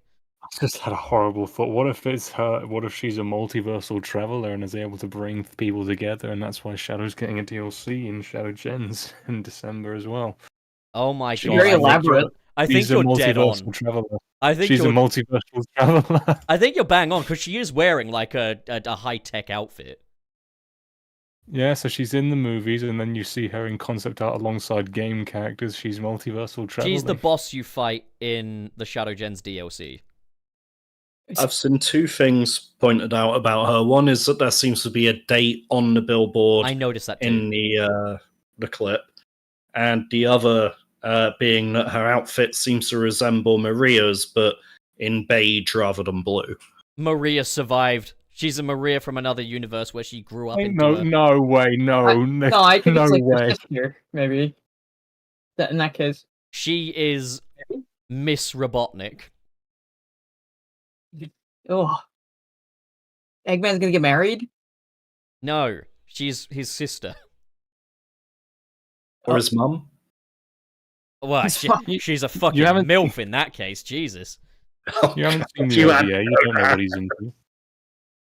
Look, man, I got a thing for coloured hair, right? Like, fuck off. But, like, Of course, you have coloured hair and pronouns. hey. Look, Tom, we all know where you sit on the political fence, but there's no reason to be this way on the show. Come on, man. Oh, Tory Tom. You mean I can take a sip? Tory No. topics. The return of Tory topics. No, it's not. It was an ironic statement. You do not understand. What day is it, Tom? He is misunderstood. That's why the last general election, he went, "Oh, it's an ironic vote." What day is it, Tom? It's Friday, And I Friday don't know if I want to... ushers in the quicker you do this, the less you have to worry about it. Ladies and gentlemen, the weekend. That was half-assed. Yes, Yeah. it was, Yeah. but I ushered it in, so that's it. The weekend's been ushered. Fuck. That's there you go.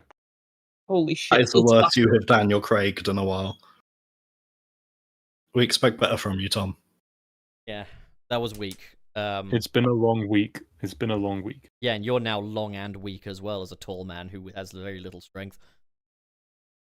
I offered to lift That you just up. sounded one like a time personal and you attack. What refused. was that for? I did not allow you to lift me up. I didn't want to break you, I twig boy. offered you, and I was getting ready to, and then you said no. No, because I'm I'm like scared. 50 years old and you're a minor. I'm not going to let you lift me. Oh, I see. So now it all comes out. This is your MO all along. You fucking creep. Okay, right. Back to fucking business. Another thing spotted in a TV spot, and this is something that Sam Procrastinates mentioned over on Twitter. Hey, Dylan, do you know Sam Procrastinates? I do. My good pal. Yeah, I bet you fuck. Well, anyways, Sam pulled up a clip from a TV spot for Sonic 3, which shows Tom Wachowski trying out some GUN cloaking tech. One of the cloaking tech things gives him big cartoon eyes, another just changes proportions entirely, and another turns him into Ozzy. And something Sam asked was, could this mean that maybe Kristen Ritter is playing Rouge, and that Agent Rockwell is basically just using cloaking tech? And maybe this is how she infiltrates Gunn. Maybe she's in search of the Chaos Emeralds, and she knows that Gunn will be the quickest way to reach Dr. Robotnik, or something along those lines. I think it sounds very feasible. Yeah, I It's an think you interesting idea. I think you told me that before as well, and I was like, yeah, that can make sense. And I think I'll say what I said then is that if we see the film and we'll see her personality, we'll instantly be able to tell if that theory is correct or not. I think We have heard a snippet of dialogue from her from the Genesis cartridge, but it is just her saying, we need Sonic's immediate assistance. So, again, they're being quite secretive, because that's something that Commander Walters has also said. So it's very difficult to tell kind of where this is going, but it is one of those things where it's like, if Rouge is going to be in these movies ever, and they've cast Kristen Ritter as someone else, they better be damn confident in who they've cast as Rouge. You know, like, because Kristen Ritter would be great to voice Rouge. But I think maybe it's possible that Rouge is this mystery character. That maybe this shot where Sonic, Tails, and Knuckles are seeing the giant crab and Agent Stone, maybe they have Rouge with them who's helping them to kind of gather some intel on this, you know? Because Rouge can kind of switch sides and stuff like that. And then in that scene, that image released of basically Team Eggman. They had Yeah. that other spot, that just big empty spot, and Yeah. I mean, it could make sense. It would They're also doing mean I that know about the cooking Spider-Man. thing. I didn't know about that. it would also mean that in the shot with Team Sonic, she'd be stood next to Knuckles with Drax. It does seem like too big of a name for just a bit parting gun. Yeah. And we've also seen that I think she has her own poster, yet we've seen nothing of her in any of the trailers. I think you'll get... I get the feeling that maybe... And I'll be so impressed if they do this. I'll be really fucking impressed if they literally pull the wool over our eyes. Yeah, Kristen Ritt is here as Agent Rockwell for a bit, and then the disguise comes off. She's Rouge the Bat, and she's using cloaking tech. That would be so clever. Such a clever way to keep that other character secret. I would be damned impressed with them. And you know what? That would kind of make up for, not having Amy in this movie anyway. Even though I do suspect that she'll probably be maybe post-credits, or maybe it'll be Metal Sonic or someone else. But either way, Amy's probably inevitable for Sonic 4 at this point. But if you've got Rouge in there, we are filling this out a lot better now. I'll be very impressed. Yes. Include Rouge. No, you were completely okay with it. Well, no, because Yeah. look, Movie Rouge is not going to be as sexy as Game Rouge. I don't know how much you of don't this know published fulfillment.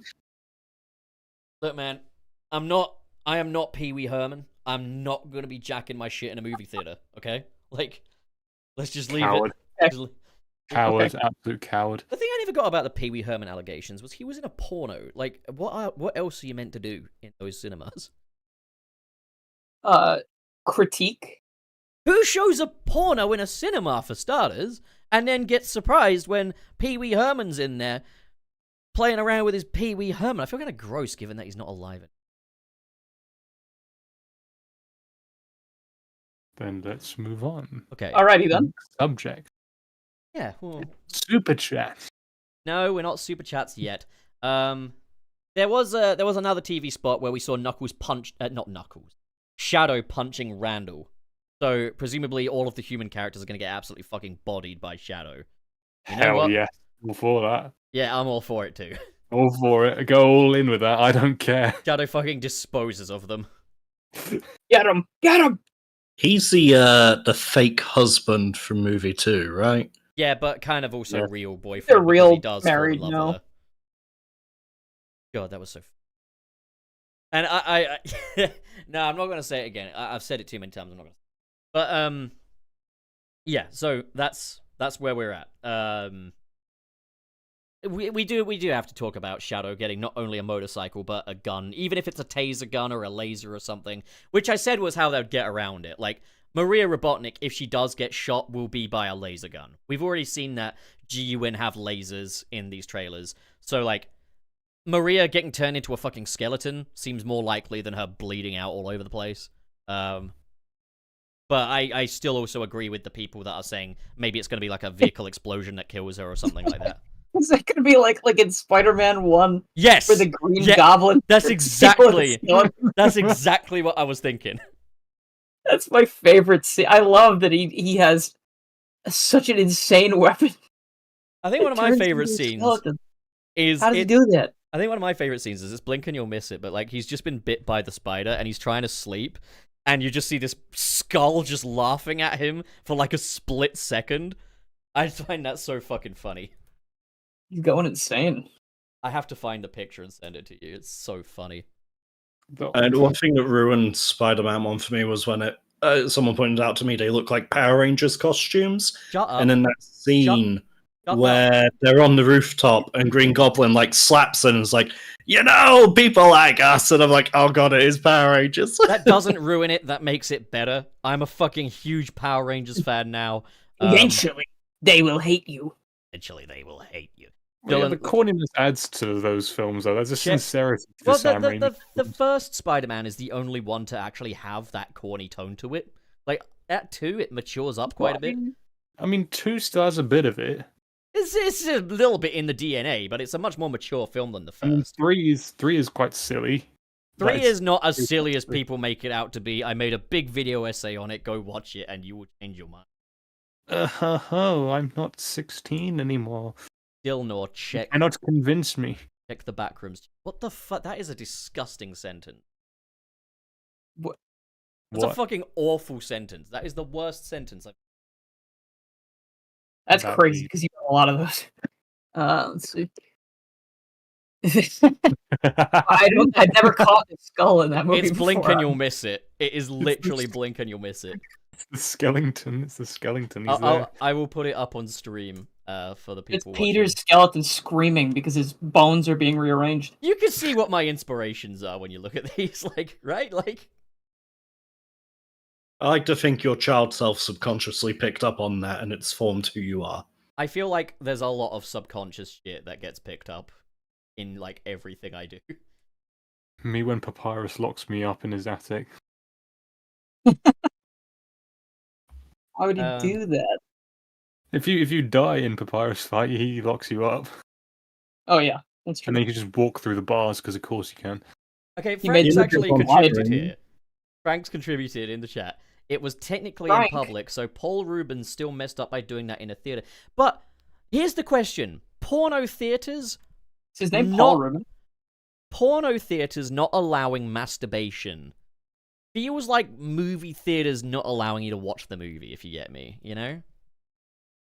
I don't That's a know. pretty Like, big lie on this hill. That's a bit of a jump. I'm not gonna lie. No, but what I but- mean is, like, maybe you could have like a little disclaimers like this is a porno film. There might be people masturbating in here, so that's just something you should be aware of. Rather than arresting someone who is masturbating to, let me check my notes here, porn.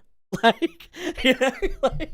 I mean, I just think about the Archer. This is a porno theater. If you want to wear headphones for any reason at all, yeah, you can. Sure. Well, maybe they could make like maybe they could make like a separate screening for people that do want to do that, and then for people that just want to take in the plot or whatever the I fuck you'd be think we're doing. overcomplicating this a bit now. I think we're overcomplicating it. You're right. Let's get back to okay. Look, yeah, don't do that in public, but at the same time, it's a porno cinema. I don't know what the rules are. I've never been to see a porno in Why is theaters this the before. thing that you're fixated on? Why is this the part? Well, Frank brought it up again, didn't he? Would you really go Right. for a wank in a room where other people could be doing the same? Some people would. Some people would. I wouldn't. Some people would. Okay, that's just turned into a entirely different thing. I then. know plenty of people that would love to do that. Like, That's kind of a problem. it ain't me.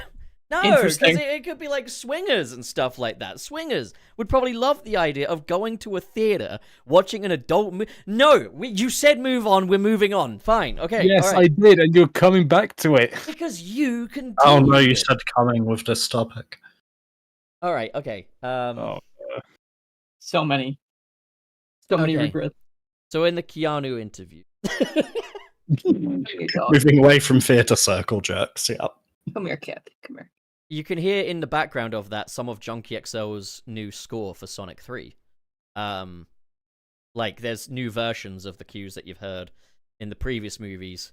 And I regret to inform you all today that it's the same shit. So do not get your hopes up that Sonic Movie 3 is going to have a big transformation in terms of the musical style. It's not. It's going to be the same score, and if you're lucky, Live and Learn will play at least. the surprise of absolutely no one.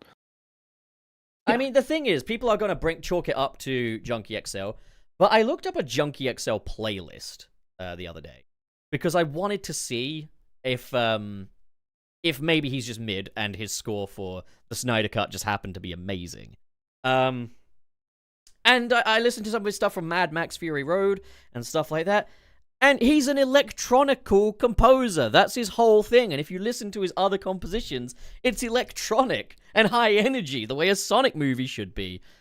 So I still do not get what the fuck's going on here. And he's made it pretty clear that it was a Jeff Fowler decision to have these movies be fully orchestrated and stuff like that.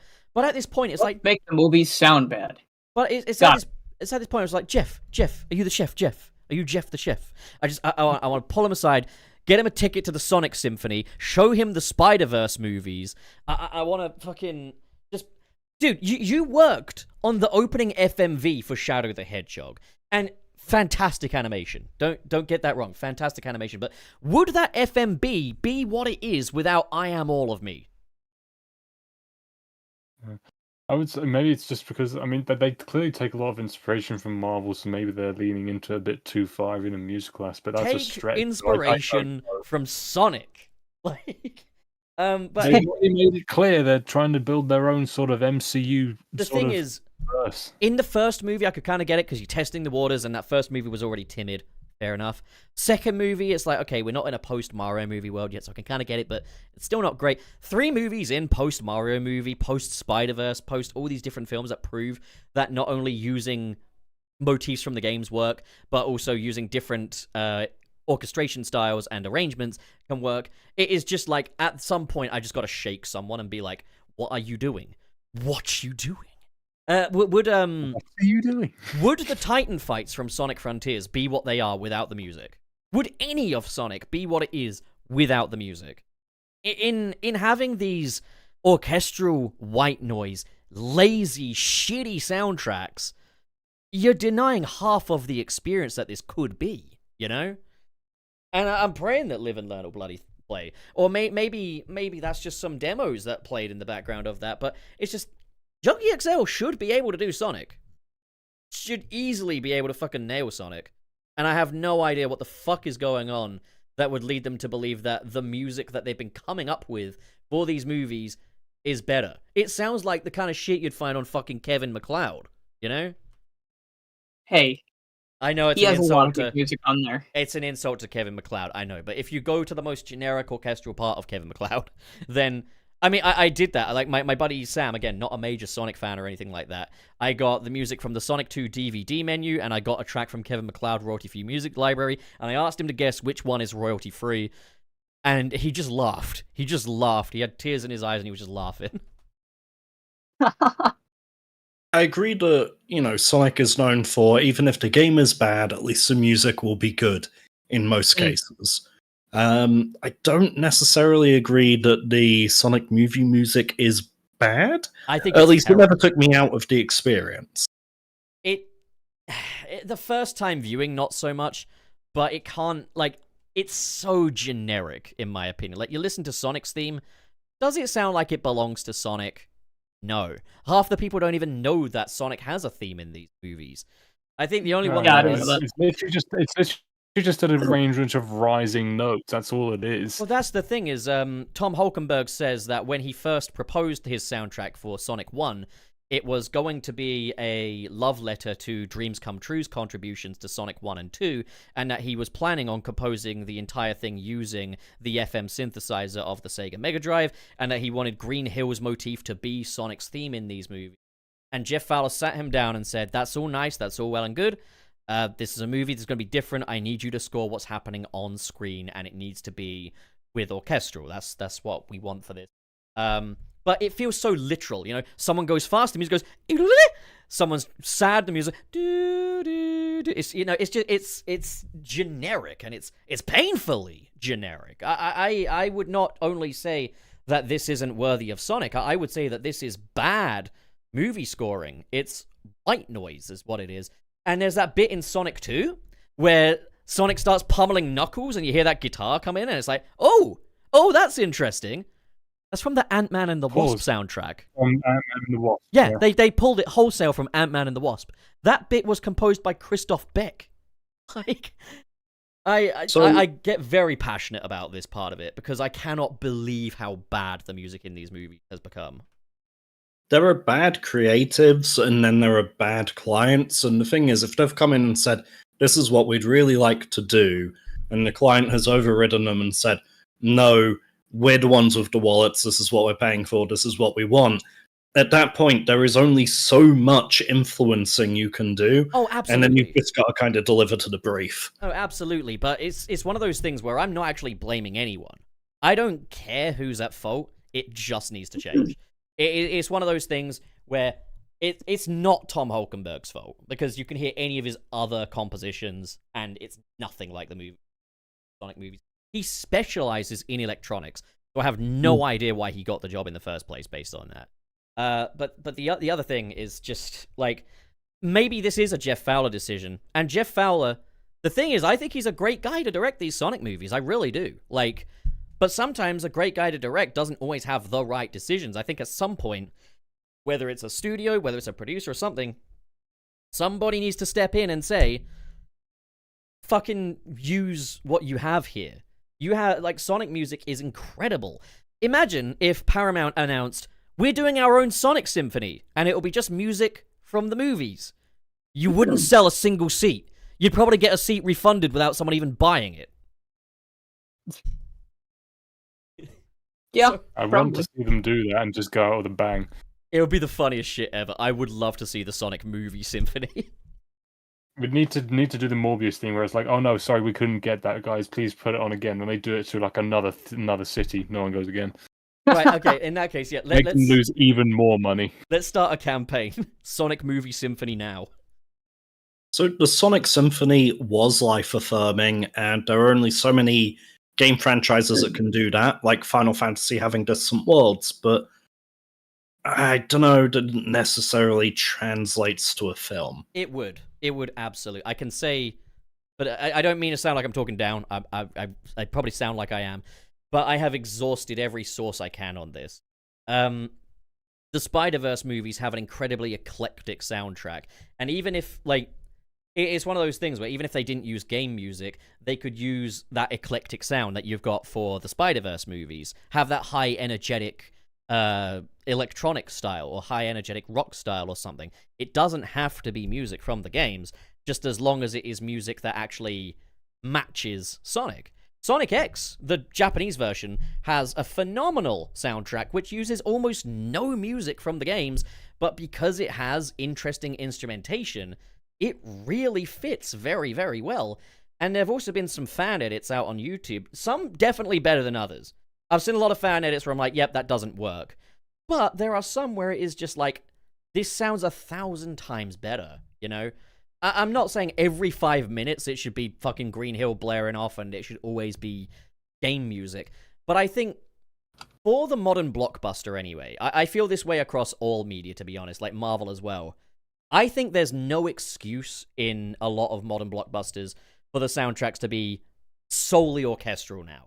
Like, I've said it about, like, the Spider-Man PS4 game and stuff like that.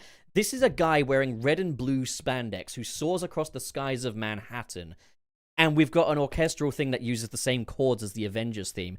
Why not jazz? He's in New York. Or why not something that exudes that youth that he has? Why does it have to be this authoritative orchestra, you know? Like... Because the senior stakeholder somewhere along the chain believes that focus groups respond more positively to it and probably shoot anything more creative or inventive down. But I'm not asking who's to blame. I'm saying it shouldn't be the case. Oh, in an ideal world, yeah, it wouldn't be the case, and creatives would get to be creative. But yes. especially post Mario, even if we could just get some good orchestral music for Sonic, just post Mario, the movies having the music that they have is absurd to me. It doesn't ruin the film. I want to make that clear. But I did get a really stupid comment saying, who goes to see a film for the music when you're there for the story? Read a fucking book then in that case, because every element of filmmaking matters. Every single one matters, you know? The music should enhance the mood and help fill in the storytelling. Yeah, it should elevate it, you know? It should accentuate it. Yeah. And that's the thing, is with Sonic, we got this funky little blue dude who's got electricity flying out of his ass, and it's set to fucking trumpets and shit. What? Why? No. I don't hate orchestral. I love orchestral. Like, John Williams is phenomenal at it. He's got an incredible command of orchestral. Michael Giacchino, my buddy Sam refers to him as Mike Giacchino. Michael Giacchino, again, phenomenal command of orchestral. But not every movie should be that. And Junkie XL is not an orchestral composer. Mm. So you've got the person with the wallet funding it going, well, it's a done thing and it's what we want. And I say really fuck that guy. I say fuck that guy. Get him out. Absolutely fuck that guy. But unfortunately, that guy has more say than most people. And they shouldn't. I agree they shouldn't. It's just the unfortunate reality. I feel like Commissioner Gordon in fucking The Batman was like, open your eyes! Or more, open your ears. But, like, yeah. Yeah. I mean, something as simple as adding snares, like fast, like snare drum beats, something like that. Something simple. It doesn't have to be much. Anything at this point would elevate it substantially. You ever? I don't know. June seems to think that the same Genesis snare sample is what's needed for most retro Sonic games, and it's really not. Have you ever seen or heard the soundtrack to the movie Turning Red? No. No. The first No, I track haven't on seen that it, I've album. heard So Ludwig Göransson, I believe, is the composer of that. Ludwig Göransson would be excellent for Sonic, but the first track on there is called Turning Red, and it sounds straight out of Sonic CD because the film takes place in the 90s, so they wanted that kind of Backstreet Boys, Boys to Men kind of vibe to it and stuff. And when I first heard that, I was like, this sounds like Sonic. This is the kind of music that should be in the Sonic movies. Because the thing is, when I look at movie Sonic, I don't necessarily think the rock that would accompany modern Sonic at the time. But I think like the sort of the new Jack style would fit him wonderfully because he is that very bubbly character and stuff like that. But like, yeah, no, I just I really do hope that at some point someone will take some pride in the music for this. Because again, even as like an orchestral score, I don't think Donkey XL knows what to do with himself in this context. Because fucking Knuckles' theme in Sonic 2 is literally the MCU Spider-Man theme, beat for beat.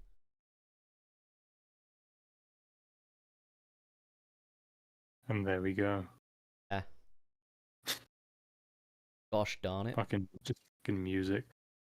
Yeah, man. It's like... Work.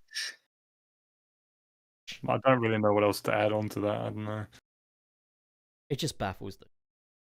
Like, but It'd be crazy. They could just put game music in. Like that's all they have to do. I I don't would even say care if they remix it or change it. Literally, just put game music in there, 1-to-1, save money, and I would be like, nice. I would say at some point, Very like, cool. you'd obviously need that shareholder to just let them cook. I would love it if they would take a swing on having Jun Sonoy or Tomoyo Otani or T. Lopes compose for these movies. You know what'd be spectacular, given that Sonic 3 takes place in America, Tokyo, and Europe? It would be great if you had Otani compose for the Japanese parts. Sonoy's, obviously he's a Japanese guy, but he's got a very American sort of style to him. Could compose for the America parts, and you could have Richard Jacques compose for the London parts, so that each one of these locations has its own musical identity to it, and you've got some of the all-stars of Sonic composition working on this project. That is a fun idea. Another thing that's just awesome is I was watching, like, the SpongeBob SquarePants movie the other day, and it's just like, it uses the music from the show, the incidental music. There's a moment where Plankton gets, like, stepped on by SpongeBob, and he's like, I'll rule the world. I was like, good luck with that. And the music literally goes. And I was like, oh my god, that in a movie theater is insane.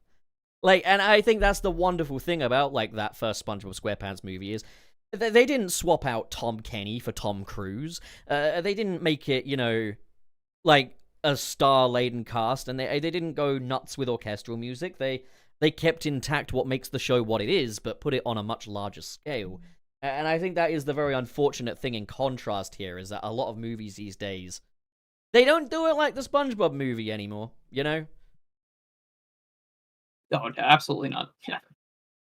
God, what a movie. I wonder that how is. much of the movie will actually be in those other locations, because if you look at the Japanese title, it's Sonic Cross Shadow Tokyo Mission. Yes, it is.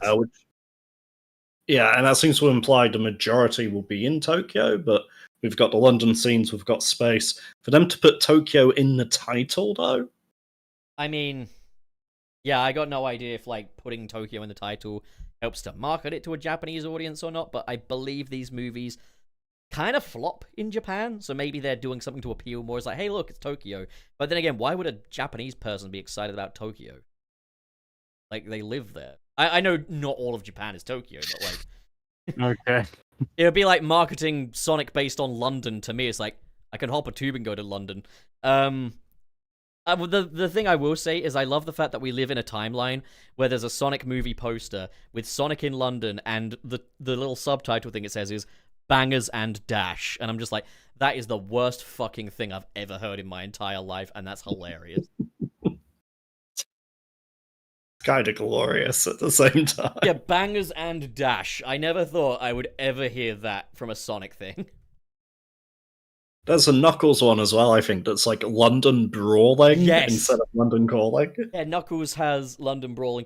Tails' one is quite generic, but he's in Japan and it says Shibuya, as in like Booyah, which is God's sake. very XD. God's sake. Quite XD indeed. Shadow's That got, I one- think, Tokyo Drift. Tokyo Drift. Huh. Oh yeah, because he's on the motorcycle, right? Yeah. I mean, that makes sense. And I think We've that already whole- got the Akira pose. Also, one of the TV spots, or I think it was a trailer, I can't remember, revealed that that Akira slide he's doing is up a building. Damn. He's doing that Awesome. up the side of a building. That is fucking awesome. Dude, Shadow's gonna be No one can do it like Shadow. In the little Keanu Reeves interview bit as well, there was a bit where Idris Elba says, Keanu Reeves brings an icon status to every role he plays. And in front of my friends, I just said, what do you mean he brings an icon status? He just furthers it. Shadow's already an icon. And then my buddy Sam says, yeah, but maybe for the general audience. I said, no, the general audience will see a fucking hedgehog on a motorcycle and say, that's fucking awesome. They don't need Keanu to do that. But we are lucky we have Keanu. Indeed. I could not fathom the idea that a general public person would look at that image of Shadow on a motorcycle and not go, awesome, you know? You never know, because film critics are often their personalities, and that are just like they often are harsh on those sort of things. But this Who is knows? too cool for us. It goes too hard. We can't handle it. Like it when Sonic. Yeah, that's literally that. That's literally what they do. We would like this to be lamer. So my wife and daughter have been seeing like the trailers and the posters through sort of osmosis through me and my son being just very, very hyped for the movie. And their reaction generally seems to be eye roll, oh god, we're gonna have to go watch this with you, aren't we? But with respect, those are girls. Like, we're talking about men. They're going to see Shadow and go, that's fucking awesome, right? What man couldn't look at Shadow the Hedgehog and go, awesome, you know? Yeah, fair. Got the entire male population of Earth going to see this movie based on a Shadow poster. There was- Amazing. The marketing worked. There was that recently released image of Mufasa.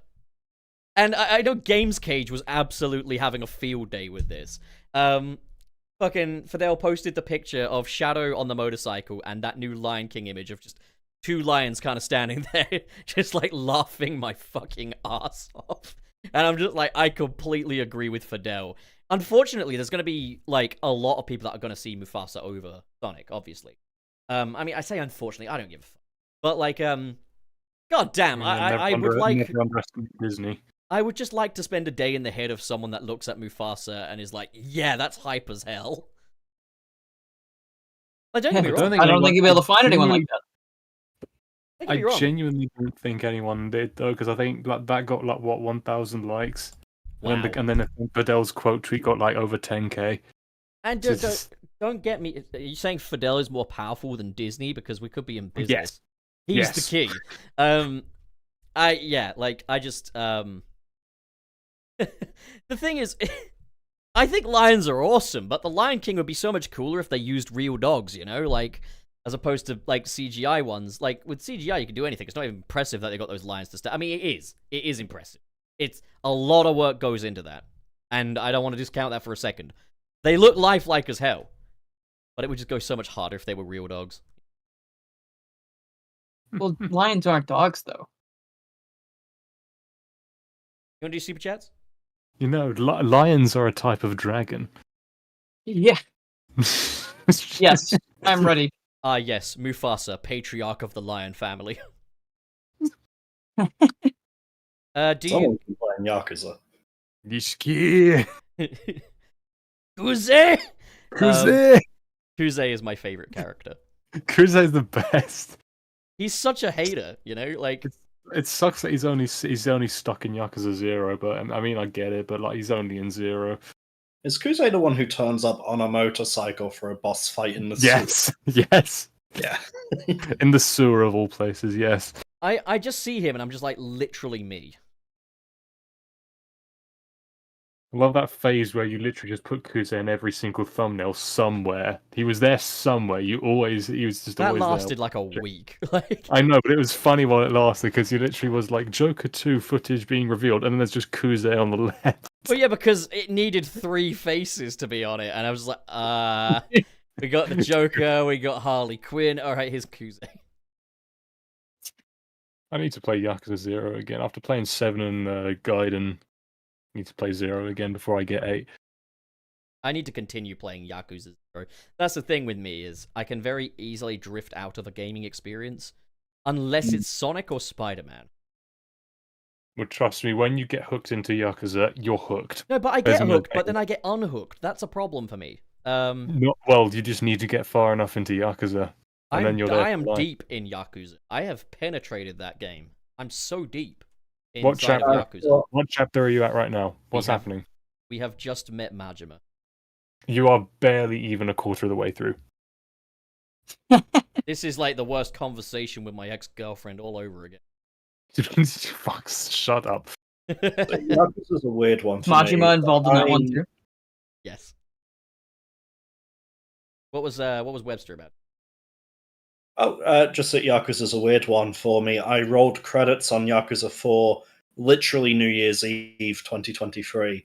I have yet to play a Yakuza this year, despite having the next ones lined up on the shelf, and it's like I will binge a Yakuza straight for like 2 months every night after work, and then I cannot touch another Yakuza for 3-4 months, oftentimes more. It's been about a year in this case.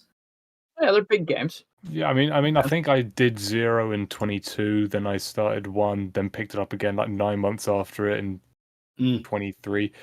And Right, then something happened in this year where I finished 2 in about April, then just blitzed through 3, 4, 5, 6, 7, and now Gaiden up till now. damn. So this year's definitely been a Yakuza year for me. I've been playing a lot of it.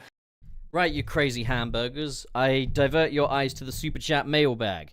We shall do this in table order, which means Dylan first, me second, Tom third, and Webster. And ironically, it's alphabetical order as well. So yeah. Alrighty. All right, first up we have Mr. Terry Chaos with the €2. Hi, Terry. Evening, you cheeky. What does that say? Schlags. Schlags. Evening, you schlag. Hello. That's how a lot of us. That is how a lot of us Brits greet each other, Dylan. Oh, okay. See, I just don't know. Yeah, because you Americans are soft. A colloquial term, if Yeah. you will. Too soft.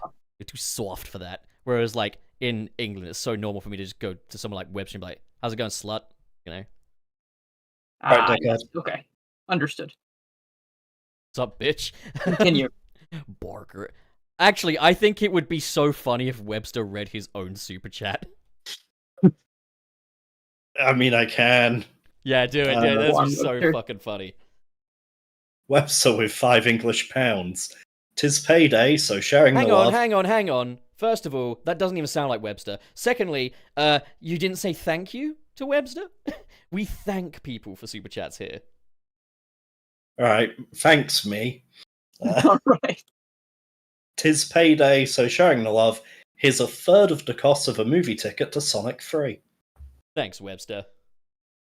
Thanks, Webster. He's You're so welcome. cool. All right, okay, now it's my turn.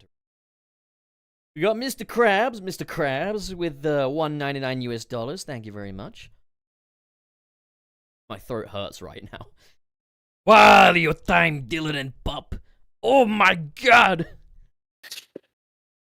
Oh my god. Sure he is. said, oh my god. Pork, Tom. Oh. Okay, Twilord with €5. Thank you. Idea. Sonic pulls a Glock on Donut Lord and cries, saying, "There is always a cop around when you don't need them," before he pulls the trigger. Finally, game accurate Sonic. An intense rivalry, it seems like, in the Wachowski household. About time. Sonic hates cops. Then he says, "You underestimate my power," and pulls out a P250, and then they just start blasting at each other. And then he starts flossing. You just see Eggman in the background flossing as they're This is shooting Fortnite each ad. other. And then, of course, he's gonna have a line like, "This is just like The Force Awakens." This is It's just like Fortnite. This is Fortnite. We like Fortnite. I feel just like Vin Diesel. Oh Christ! We're gonna wish it into existence because this is exactly what the films are like. Donut Lord, you've got to help me. There's this guy who sounds like Keanu, and he reminds me so much of John Wick, and he's evil. You're turning more into Deku. Look, man, I can't do it. I see. That's for Webster. Webster's got the next. I've got $1.99 from Mr. Krabs. Music of the day, Atanoke by Crazy. Hang on a minute, that's Three Monarchs thing, Mr. Krabs. What are you doing? Is it? Mr. Krabs hijacking. Let's not Did I listen. read the wrong name? They've No, combined. that is together. correct. That is correct. Mr. Krabs has bogarted Three Monarch. Three Monarch, you're gonna have to come in with lots of super chats to get your revenge. Okay. Anyways. I don't get any of the money, but do it. Yeah, it's on behalf of the Yes. Dilnor64, who is streaming once more. You're up next. Okay. Let's do it. Let's see. Let's Not see. Lit Let's C. see. Let's... It's not Lit C, it's KB. No, I said let's see. No, you didn't. You said Lit C. KB with the $9.99 United Dollars. When will there be a Sonic movie where we see movie Sonic playing Sonic Frontiers on the PS5? He's playing Sonic Frontiers, and he's just like, "This is just like Breath of the Wild." And then that woman comes in from the TV screen. I've got a plan for you. Donut Lord, I got this new game. It's like Super Mario 64 meets Legend of Zelda. I'm in it. Then again, I've noticed that half the time. The door. Dame. I've noticed that half the time they say something is just like something else. It's actually nothing like it. Like when he's like, "Oh great, the Winter Soldier," and like Knuckles telling Tails he looks like a Pikachu. So Sonic would be like, "I got this new game. It's just like Pac-Man or something. I don't know." And it's just Call of Duty. No, it's Sonic Frontiers. If it's a Sonic thing, it must be compared to No, another popular I feel like thing. it'd be funny. I feel like it'd be funny if he said it's just like Pac-Man. It's just like like Rainbow Six Siege. It's something. It's nothing like. Literally, not even close to Pac-Man. It's just like Pac-Man, guys, and it's like Monopoly. Devil May Cry 4. I still Or refuse it's to get Jack-Black's over Party Pack. when Wade saw the Death Egg robot and said just like the Stay Puffed Marshmallow Man. You had a chance to say Megazord and you didn't take it. Like Mechagodzilla or something. Like if you were but- if you were gonna do the reference, make it a Megazord. This has nothing to do with Ghostbusters. Get out of here. I can imagine it being like the first time Sega acknowledges Burning Rangers in years. Yeah, It's just like Burning Rangers. I haven't even seen. I've only seen Mighty Morphin so far.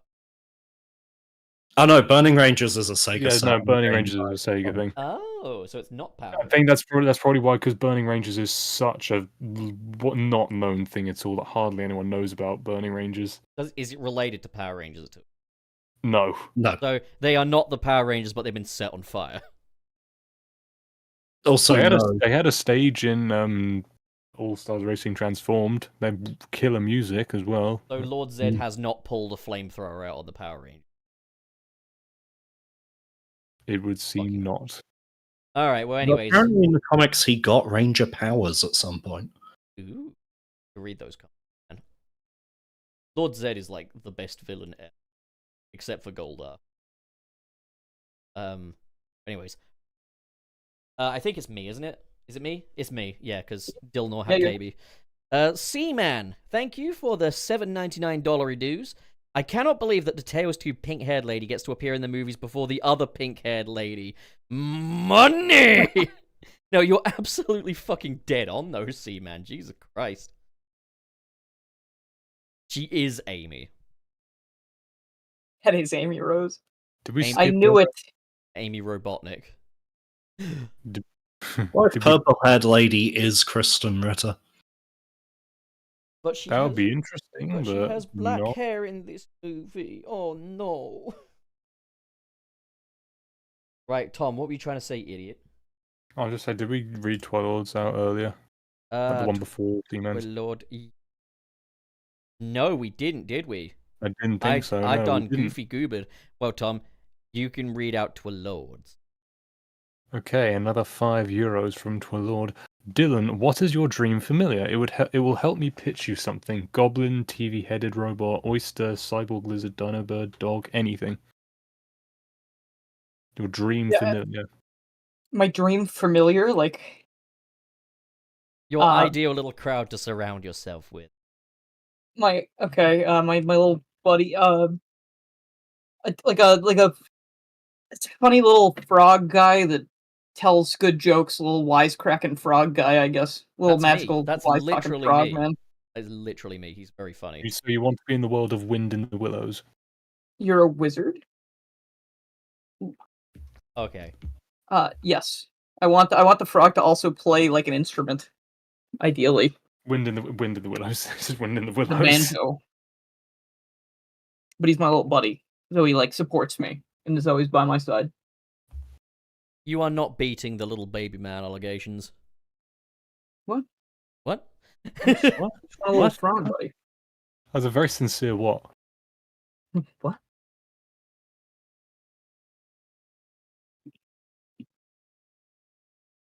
What are you doing? Hey, don't eat that. What are you eating? No burgers for you. I just read out Twilords. Oh, fine. Borger Webster. Sure. So we've got $1.99 from KB. Thank you very much. I still say that Shadow 05 is worse than Heroes. In my opinion, you would be wrong, but Let me at least find out. Let me at least find out, but I really just want to get onto Shadow now that I'm in the thick of Heroes. If Shadow is not pain in every single moment, then we're good. I think it's mostly because like the way that Shadows levels are different from Heroes is just that you've got to do like certain tasks to get certain Yeah, I've parts. heard like collection quotas are obnoxious in that game. Yeah, like the collection stuff in Shadow is quite obnoxious, but like it functions They took the worst mostly. parts of the chaotic story and made a whole game out of it. That's why we will be using Mind-blowing. mods when I finally get round to Shadow 05. Yeah, of course you I could think just do the that's- neutral run, but that's just boring. Why the fuck did I not use mods for Heroes? Well, You didn't think? you were using mods, weren't you? You had put on infinite lives. Yeah, that was it though. I wanted to still kind of play it on its own terms. Oh, and then do it then. Yeah, I could make it so that every enemy goes down in one hit. if Not it's a that new even big one. consolation, I did a video like 2 years ago defending Shadow 05, so it's not all doom and gloom. I think King K did an 05 if I. Well, anyway. That sounds like something King K would do. I mean, King K just makes excellent videos anyway. We had King K on here Yeah. once. King K was great. Burger. You're gonna Oh, throw that's up. me. The riff. Oh, a little burger. A little burger. Alright, here we go. Here we Good go. lord. Here we go. €5. So, firstly, KB is wrong. Anyway, Pup, as an Irishman, I'm morally obligated to tell tourists to try spice bags. It's happening. Don't worry. I've got it under control. What is a spice bag? I've already heard of a spice bag before. I still don't know exactly what it is, but I know I will be eating one at one point. Yes. Okay. Yes. So Mr. Krabs sends $1.99. It's the weekend. I say, ooh, I'm blinded by the light. I'm not singing. Not doing it. Thank you, Mr. Krabs. Burger. Inanimate Marceau with US $9.99 danke. After seeing the second trailer, I have finally realized who needs to talk Shadow out of destroying the world. It needs to be Stone. I just need the barista to say, think about the coffee beans. I'm gonna straight up say, No, that's No- pretty good. I like that. nobody should talk Shadow out of it. Shadow should come to conclusions by himself. If it's not Amy, then Shadow should come to his conclusions by himself. But Agent Stone's so good. I don't care. No humans. He is, in fact, the best one. You know what? Maybe I'll The best accept. character. I'll accept Robotnik because he at least lays a little claim. All right, but that's it. You don't get to Okay. save the No, that's world fair. unless you are Sonic native. Get these fucking humans out of here. You are You unique. are. Go home, British soldiers. Anyways, Yes. Webster. Yeah, I think it's me again. It is you. It's you. Good time. Another $9.99 US dollars you. from KB. Thank you very much. You've Please been get generous today. I do like the Sonic movies, but I do wish the staff didn't feel like they had to always follow current movie trends. Agreed. Yeah, no. Yeah, Dead big on. They are agree on that formulaic. literally everything. was I fun. know that I know that this franchise has built an entire thing of like following the trends and like building off of them, but like, please, can it just be unique in its own way for this third film at this point? It upsets me because Sonic was originally like the anti-trend. Everywhere Mario went left, Sonic went right. Yeah. That's true. Yeah, Except leaned in the into, games, like, of course, because Mario went right and Sonic went right as well. Yeah, they all kind of went the same No, way. yeah, they were 2D platformers. For fuck's sake. Did you not grow up in the Genesis era? For fuck's sake, Webster. I might be the only one here who did. Whoa, hey, yo, hey, yo, hey, yo. I was born in 96. I still got a bit of Mega Drive time in there. We That's were more than well Dreamcast into the Sega era, Saturn really. slow death. Oh, look at When you me. were I'm a born. Mega Drive kid. Oh, I got upset when Shadow had a gun. Oh. Okay. I'm not going to contribute to this. Ordered. Oh, me again? Jeez. Yep. Let's see. Oz Productions, the $2 pup. They did say Shadow on a Bike was lame in 05. That's what I'm saying, though. That's the thing with the Sonic fan base and why Sonic fans, specifically Mega Drive kids in particular, fucking suck, is because it took you guys 19 years to realize that a hedgehog on a motorcycle with a gun was cool. We just questioned why someone who could move as quickly as Shadow can on foot, i.e., faster than any motorized vehicle, would opt to use a motorcycle. He Because just wants to it look cool. goes hard. It goes really hard, and it's very cool. Because he doesn't need to try. Yeah. That's why he does not He- need to he- try. He's not in a so- rush. He's getting it done, you know? Not in a rush. Maybe he just likes motorcycles as well. All He I'm does saying say is, in the Archie comics, he does say that he very much likes his bike. So yeah, If you can run faster than a Segway, why would anyone take the Segway? I'll tell you why, so your little legsies don't get tired. You understand what I'm saying all I'm here, saying Chief? is Sonic R is still the only Sonic racing game that makes sense. I mean, no, because if you have Sonic racing on foot, there is no race. The hedgehogs win. I would implore you to play Sonic R. Sonic R sucks. I have played it. It sucks. It doesn't suck. It's Well, very when fun you say and it doesn't cool. make sense. It I technically played does. it. 'cause I you've got played it on different the characters. Saturn. It felt like GAC. And the draw distance was hilariously terrible. Now, admittedly, I've heard the PC version's a bit better with that. So I will give it a try. But the thing is, if I have to mod this thing for it to be intuitive, I'm not going to call it good. Well, I know, but it's good. It's got good music, it's got good style, and I think the idea of a Sonic Fun. foot racer is something that, yeah, we could do with more of. But I definitely think the All-Stars Racing Transformed and that crop is a lot better as far as racing games go. Yeah, As but far where's as games the go, pizzazz? yeah, I don't see why Sonic's in a car. He's Well, in a I car would because then if he ran, extend he'd it. win. Yeah, has I'm to just about limit to say, himself. yeah, because like you put him against a character like Silver, who like is literally confirmed cannot run nearly as fast. So like put them all in cars. Yeah, if they're all in cars, they're all equal. Everybody in cars, everybody equal. Communism. There you go. See? Everyone gets a car. Does Sonic even have a license? He has, yeah, the first Sonic and Sega All-Stars Racing, you get your own little license card. Well, yeah, but that's So, yours, not his. Hang on, did we conclude that Sonic is a communist? Is that where we got to? Yes, that is where Well, we are. Dodon now. Par is, at least. KB sends $1.99. Keep these super chats coming, guys, for communism. What did you guys watch on Thanksgiving? My family and I watched Transformers 1 for the first time. Good stuff. Go on, Dylan. Tell us, what did you watch for Thanksgiving, Dylan? I don't know. Did we watch anything? You watched I think we porn, had didn't you? Parade You watched on. porn. We watched We watched the parade, right? The Maisie's Thanksgiving Day parade. And how Bluey That one? got the same treatment that Sonic did all those years ago, which is the Goku was in the sign. parade. Yeah, Bluey popped on a thing. I think the same as Sonic did back in the 90s. So yeah, we know it's gonna. We know this story. We know what's gonna happen to Bluey from now on. I'm just gonna straight up say fuck Bluey. Well, we're So gonna mean. get a Shadow. Like Bluey's gonna get a version of Shadow at some point. The prophecy's been foretold. Bluey's naked. Bluey should wear clothes. Fuck Bluey. What would you call the Bluey version of Shadow without it sounding a bit racist? Ready. Noiry.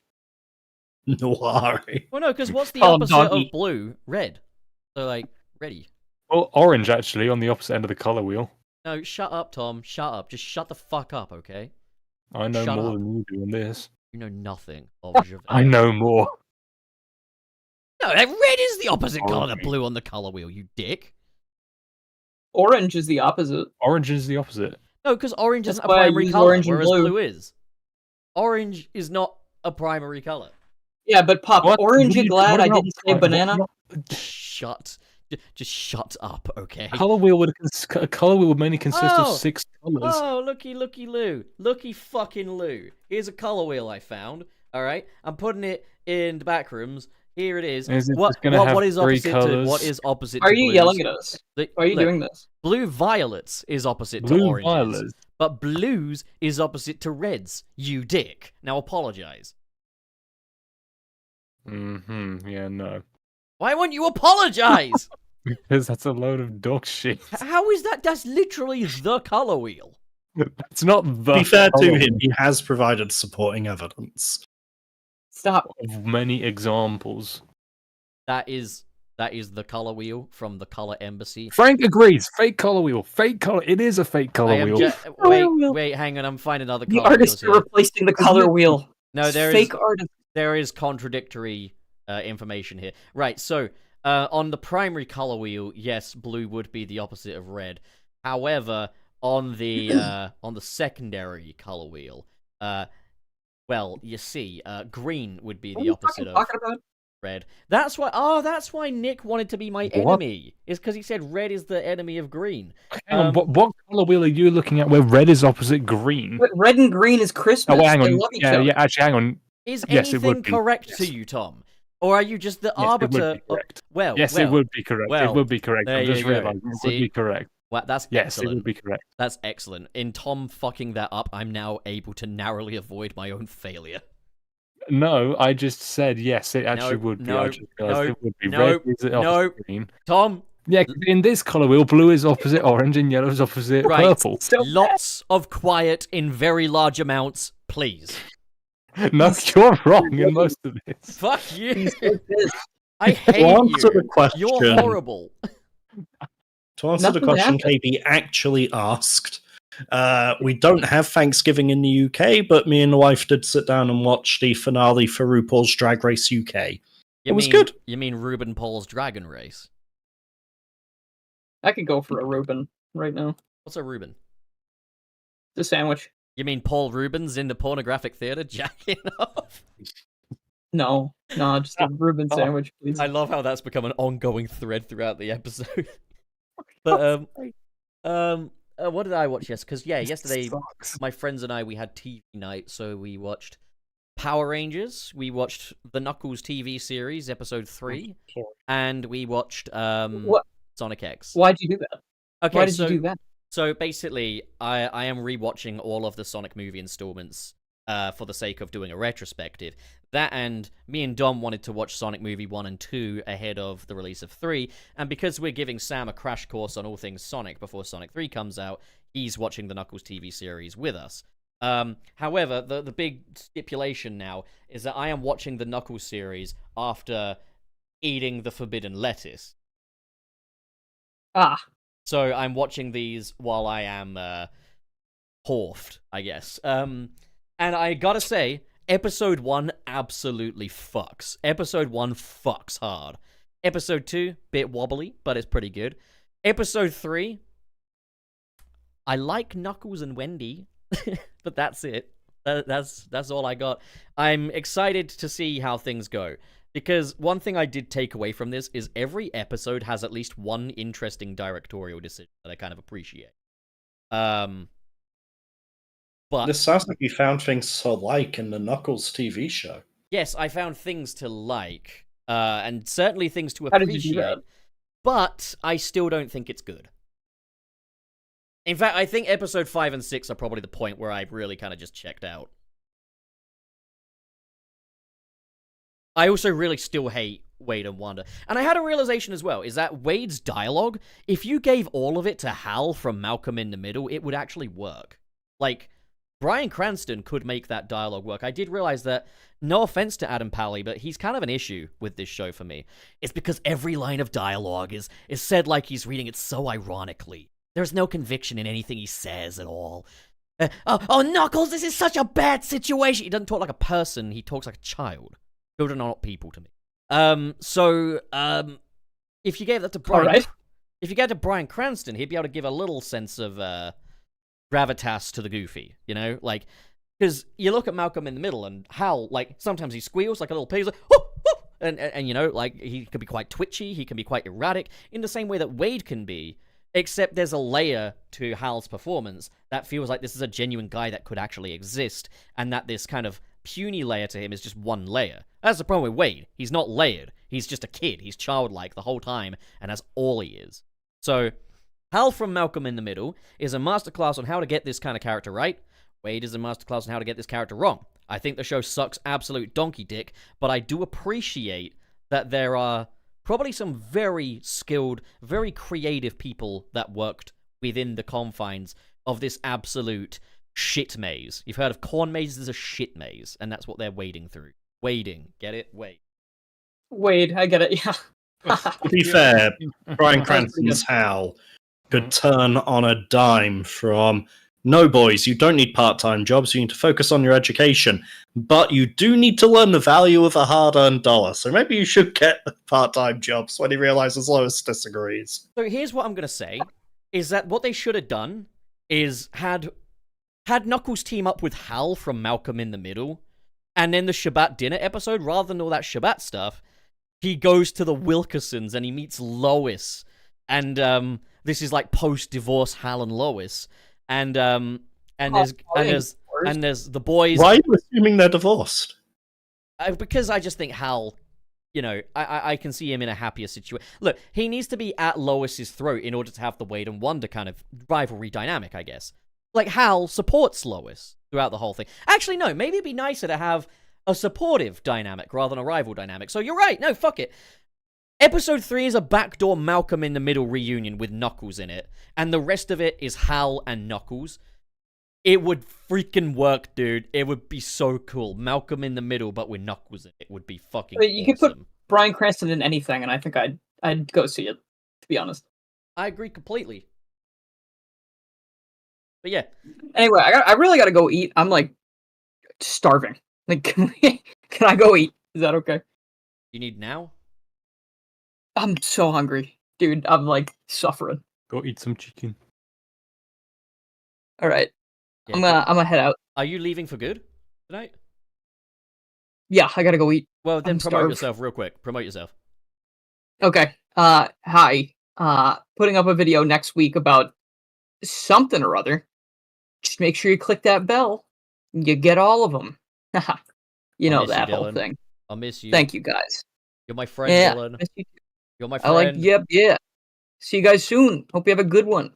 Bye bye. Farewell, Dylan. Bye-bye. Yes, Grindel. Bye. Bye bye. Good to see you. Dilnor64 is leaving us once more. Okay. Then, alright. We've answered KB's question. Borger, who's up next? Tom, I think? Todd? Is it? Yes. Just go ahead and read. Go ahead and read. Right. Is this Twilord again? Yeah. Okay, Twilord with the €5. I'm from Dublin. Also, Northern Ireland is the one that actually hates you. They just hate the real Ireland more. God damn. See, I find Irish law so interesting, man. Like, Oh, okay. but we are the main villain of that story, and that is something we have to kind of... Like, I do not think history is taught correctly in England, man. Like, when we learned about the British Empire in history in England, it was like, oh, we brought industry and resource to everywhere we went, and we were pretty chill. It's like hearing from people. Maybe want to look at India? What happened during that hearing time? from people that come from those countries throughout life afterwards, it made me realize, like, God damn, we need a reform really badly, but not the reform party, just a reform, etc. Yeah, you're for the reform. I know. I am not for the reform party. I am for a reform, not that reform. We've heard it before. Die.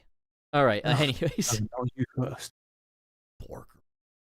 So that gives me, let's see, $2 dues, all caps. No. Only Australian dollars are dollary dues. Oh, all right. Freedom bucks, son. There you 2 freedom bucks. All caps. I did it. I caught the stream. Clitzy cameo. Yeah. It is so funny hearing this kind of humor from an actual established adult for a change. To know From you, about Webster. or adult. No, because you're like a proper adult. You got like kids and stuff. Like, and hearing you say "clitzy" is really funny to me. No, the stuff I've come out with on past episodes of this show that we are not proud of. So I don't think that's the bar. We do not talk about it. It did not happen. Oz production. Oz from the Penguin TV series. Fucking love the Penguin series. I'm Oz. Okay, Oz Productions sends $2. Sonic apparently hates Elise on Twitter. Wait, was that as part of the Twitter takeover? Because I haven't listened. No, I don't think so. I haven't listened. But I know that there was one question where they said to him, like, how's Princess Elise? And he literally just says, who's that now? And then it's left there. Oh yeah, I remember that. That Twitter takeover had some really good humor. It did, but like, I don't think that. Like, I saw one post being like, they're trying to erase 06 from people's memories. Do you not remember the story? That literally happened in universe. They literally removed that from existence. The events of the game never happened. Did you play the game? Yeah. Also, it's not them throwing shade at it. That's them being lore accurate. But I loved Sonic and Shadow's dynamic. Those two were so fucking. They were good. They were good on screen together. Right, next up, and I'm going to go ahead and put the super chat cutoff now. Right there.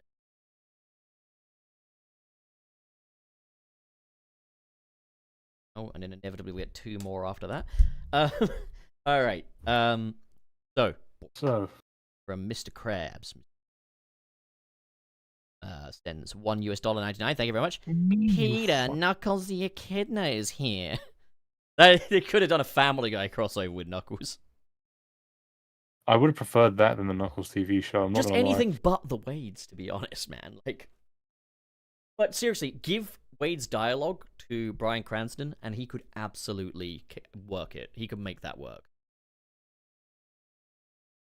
Because Bryan Cranston is such an excellent, multi-nuanced actor, and that's no offense to Adam Pally. I just don't, I think there is someone that can handle this dialogue better. But that. Yeah, you say that, but I don't think anyone could ever have performed a better Flames of Disaster line read than he did. Oh, come on. You can't imagine Bryan Cranston yelling the Flames of Disaster. With the sort of cadence that Adam Pally did, I'm not too I don't sure. want him to do it with the cadence. Thing. That's the whole thing. That's my whole thing, is I just think Wade's cadence is completely ill-informed. Perfect. It's perfect for that one line, but everything else is just, I don't know. Right. The Flames of Disaster, but delivered the same way as Say My Name. Which is more the way Hal would say it. You can even have him like rollerblades as an homage to that one episode where he had rollerblades. Who knows? Malcolm in the Middle was such a good... It was. I really like it. Genuinely such a good show. They could have had the fucking grandma there at the fucking dinner as well. I wonder how old that actress is. I think we might be up. Well, anyways. In this hypothetical realm, we've probably the worst wording of that ever. Oh, shucks. Oh, I wonder if this person's still around. I think we might be out of luck. Shows your value of that person. My God. Oh, it's just, yeah. Well, anyways, that is the end of the episode today. roundtable discussion. Webster, what can the people expect from you going forward? I put out a video on the Dead Rising remake that has absolutely flopped, and I'd appreciate people checking out. And I've been recording footage and writing a script for what Sonic could have been on the Sega Saturn. So that'll be on its way soon, and hopefully will be interesting.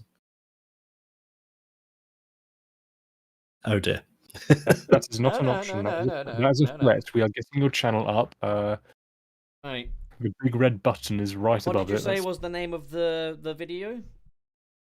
Oh, the Dead Rising remake review. Dead Rising. Well, we're seeing a problem already. I've typed in Webster Dead Rising, and the first result is not yours, the second result is not yours, third result not yours, fourth. I cannot find it when I look up Webster Dead Rising. That is not a good sign. Did you put Dead Rising in the tags? Yes. Put Webster in the... Yes. Right, then yeah, YouTube is drowning you. That was my fear. I think it's because of two things. One is that I talk about the erotica photos getting removed. So erotica is in the subtitles. And two is there is a zombie headshot quite graphically in there. So those two things might be why. That is a lot of links. I just put watch and share Webster's video to put a big middle finger to the corpos of YouTube. That'll show them. Fight the power. And watch it the whole way through as well. It's good for watch time. Become Johnny Silverhand and play Cyberpunk 2077 in real life. In 2024, what makes someone a criminal? Getting cuck. Alright. Tom, you're doing fuck getting all cuck. I even ask you what you're up to? I've still got my commissions open. I reduced the price of them because I think they were a bit steep last time, but they're still open. Where can people commission you? Where can they do this? Twitter, Blue Sky, at me on Discord, those sort of places, really. Send me the links to your things then, you bitch. Oh, do you want me to just put the Blue Sky one? I can. Wait, what do you want? The links to the posts themselves, just or my somewhere where someone can commission you. Well, okay. I'll send. All right, I've got the Blue Sky one. Just fuck off. I love how Pop's trying to do you a solid, and your response is so, okay. That's not how it meant to come across. That's not how it was supposed to come across. I've got my Twitter. Tom to give him.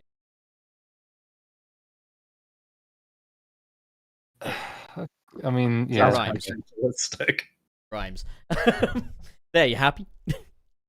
Yeah. You're gonna be so rich and famous by tomorrow. It's gonna be great. It's gonna be amazing. Yeah, it's gonna change the world.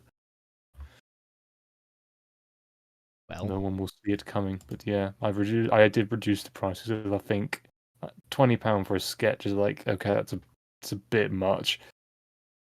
So yeah, it's just gonna be reduced. Like it's just £10 for a sketch now, and if it's a headshot only, then it'll be £5. Prices like that much cheaper. Am I alone? No, I'm still here. I'm just waiting. Okay. Waiting for what? Waiting for one of you to. What are you up to? Thank you, Webb. Well, given it's your okay, whatever. Well, continue. Steve.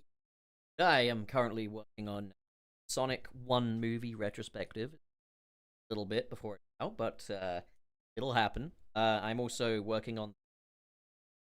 That's all well underway.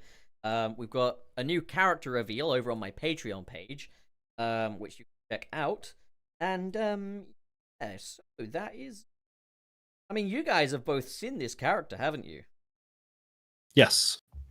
Probably, yes. Can you guys tell the audience on a scale of 1 to awesome? I was relatively pleased. Hollow Knight. Not Hollow Knight. He's a cool little fella, though. He's not little either. He's like... Yeah, he's not little, actually, really. He's not little, but he is a good fella. 8 foot. He certainly knows. Get it? People are gonna wonder if I'm serious about Jumbo. Anyways, Well, I have to There's find out. something a bit Toriyama about Jumbo. I was kind of aiming for him to feel like he could fit in with a Japanese. But he's also Yeah. very Power Rangers. I think it's the abs section specifically that's giving me Tori vibes. I think you mean Toriyama vibes. Tory vibes, yeah. Yeah. It does come out very much Tory vibes. Shut up, But- Tom. That's you. The real Tori here. Is you. You're the Tory. You're the Tory. Us. You're the loser. You're the baka.